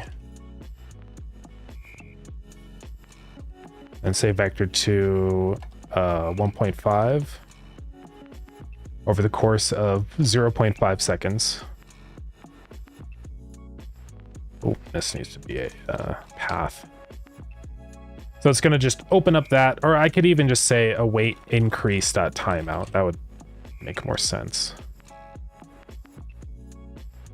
Or not finished. And then here, instead of saying wait time is equal to that, I do say start interval, and I don't initially start this with auto start. Okay, I think this is going to be a really good way to do this. So it'll just have a little second where the net increases in size, and then it starts pouring out all the fish. Just so you have a second to like kind of realize, I guess, what's happening over there. And then also for modulating on this, time sometimes I think is set really small. So I want to set this to a minimum size. So I'm going to choose maximum and say 1 second minimum. And that should fix that. Let's try this out. I think this will work. Just so if you only drop like 1 fish in there, I don't want it to just instantly start fading away because you don't have a chance to like see it. So let's try it out. Oh yeah, hold on. Let's add in our code. Okay. Let's see. It starts shaking immediately. I don't want it to shake at the beginning. So, how can I do that? I'll say, I'll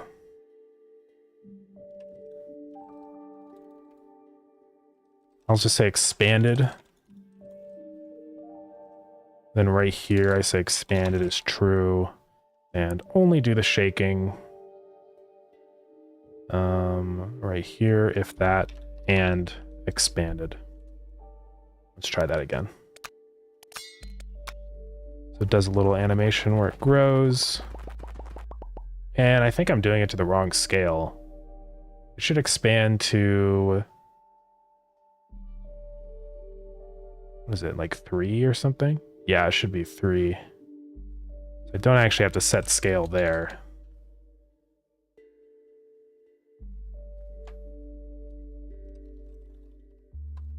Times 3. Let's try that.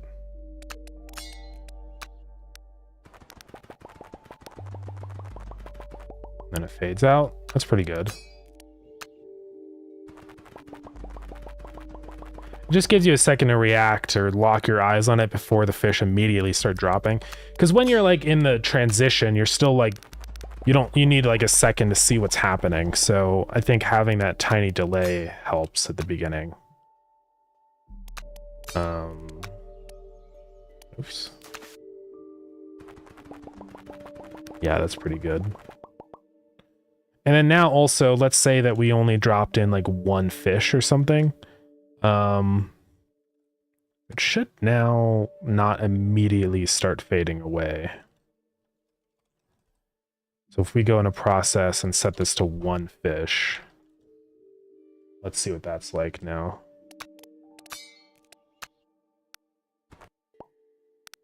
And I want that fading to happen faster, so it's going to keep net. I guess I do want that set to... I don't want to set a minimum on time.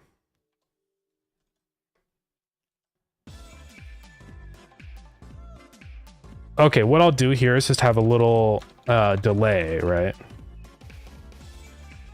Just so it's like a 0.5 second gap between the initial scaling and then it disappearing. And I think that should work. Let's try this out. So it immediately does the drop, and it's just it's a tiny little delay. Also, I might make it so the scale that the net goes to is according to how many fish you've actually caught. Because it feels a little weird how it goes super big and then shrinks down tiny. So I'm gonna set this to vector 2, I think.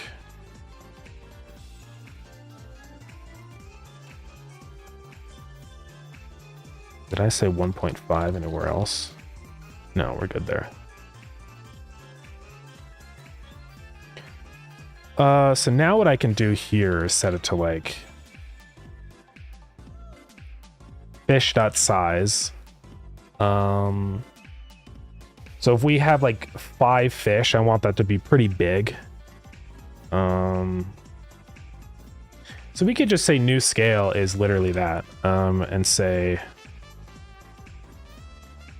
vector 2.1 times 2. So that's like our minimum size, right?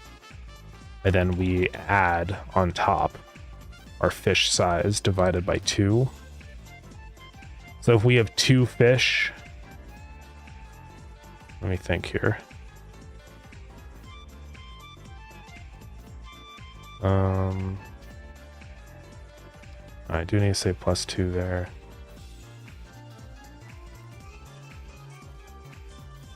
Let's do this. So it'll start at 2. If we have 1 fish, it'll do 2.5. If we have 2 fish, it'll do... Okay, so I want to up that or decrease this value just a little bit.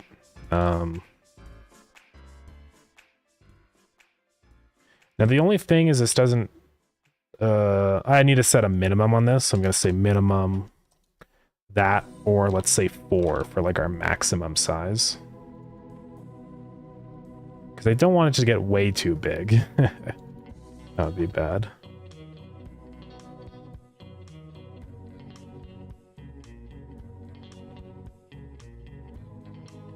Yeah, so it's going to go to 1. Oh, I don't want to multiply that. I just say new scale. Yeah. And then when it drops down, it goes back to the minimum. Okay. So I'm actually going to set that minimum value.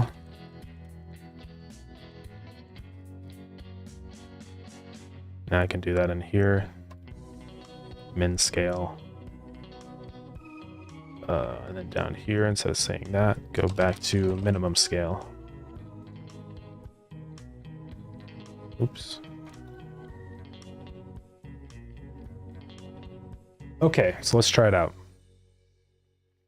So now the way it should work is that if we only have like 1 fish in here.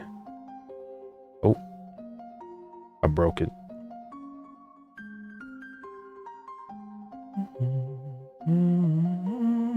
Why does that not work? Oh. I need to say that times 4. All right, let's try this again. I'm gonna go back in. Okay, min only works on a float, so that's fine. We'll just do all this in terms of floats. Oops. So minimum scale is going to be float plus fish size divided by 3, with maximum being 4. And then now when I do all of these things, instead of saying min scale, I say vector 2.1 times new scale. Then down here, I'm setting this back to vector 2.1 times minimum scale. And I believe that should fix it now. Let's restart the game. We'll get there. I do think this will be cool because it'll make it like look like your keep net has more or less fish. All right. So yeah, that one, it's only 1 fish, so it barely does anything. But then if we go ahead and add in like a bunch of fish, like let's say we caught 1,000 goldfish, it should be much larger now. Yeah. All right, so that works pretty well. Okay.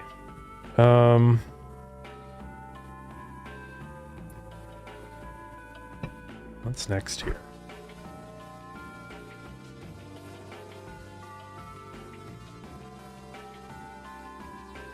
There's one other thing I was going to do. Oh yeah, I don't like the initial scaling of how this scales up. It's really easy to fix because I can just change the tween, right?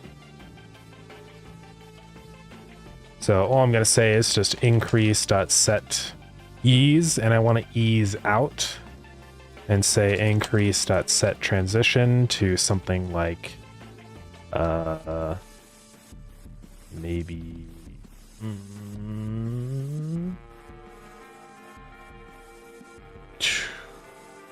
is there a quad? I can't remember what most of these are. Cubic, quad, quart, quint. Let's try sine. So it should kind of like smoothly increase the size of it like that. Yeah, that's much better. Man, tweens are awesome for animations, guys. If you aren't using tweens, learn how. Yeah, that's much better. Cool. Yeah, I think that works. Just show all the fish that we caught and go away. I love tweens. I really do. They're pretty cool. I don't know how I live without them, honestly, doing animations in other games and stuff. It's so much more work. It's wild. Oh, how far do you think we can take this system? Do you think we can catch 10,000 goldfish? What do you guys think? Because I kind of want to know, actually. Because if I eventually make that feasible... What? That was not 10,000 goldfish, guy. There we go. It's somehow handling 10,000 nodes, which is wild. Okay, it just keeps going for a while.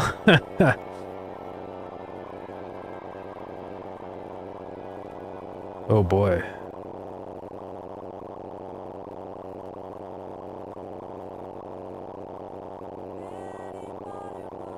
Wow. That's a long time.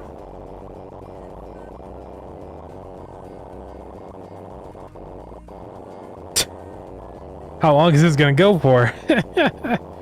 That is a lot of fish. Oh my god, okay. So 10,000 is insane. You never think about how big that number is until you actually see it happen. Alright. Yeah, normally it's just gonna be like that. Pretty wild. Anyways, I think that's that feature seems to be working pretty nice.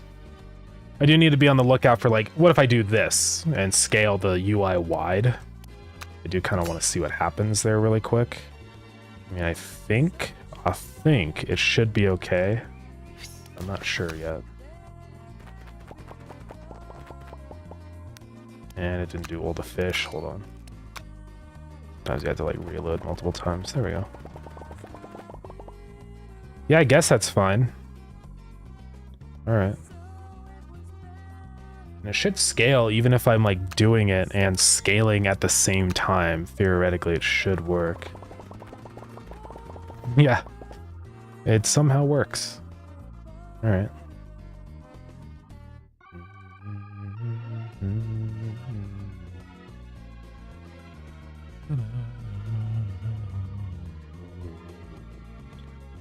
So we can go ahead and comment those out. And I think we are good to go. Speed exponentially increases, kind of emulates our gravity. And it should, in theory, work just fine for yeah,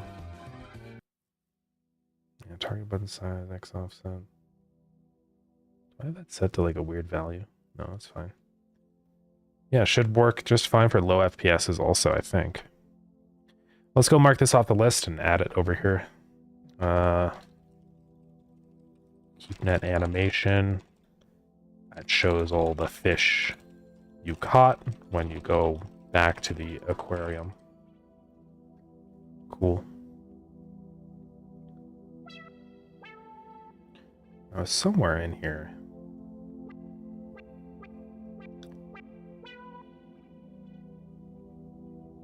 Yeah, right there. Boom. Okay. We are working through things, guys. Well, I think that's probably going to be it for today's stream. We got some good things done, though, for sure. That animation is really cool. I'm not going to lie. I am glad I added that. It just makes it so much more satisfying to actually catch things. And it's great because it's multi-purpose, right? It's cool, and I like to see all the fish I caught. And also it helps people understand where fish go after you come back home. Because it's just like an instant, like, you visually see the fish go into the inventory. You know where they are now. I don't have to explain it with a big text tutorial. I want to do as much of that as I possibly can with this game.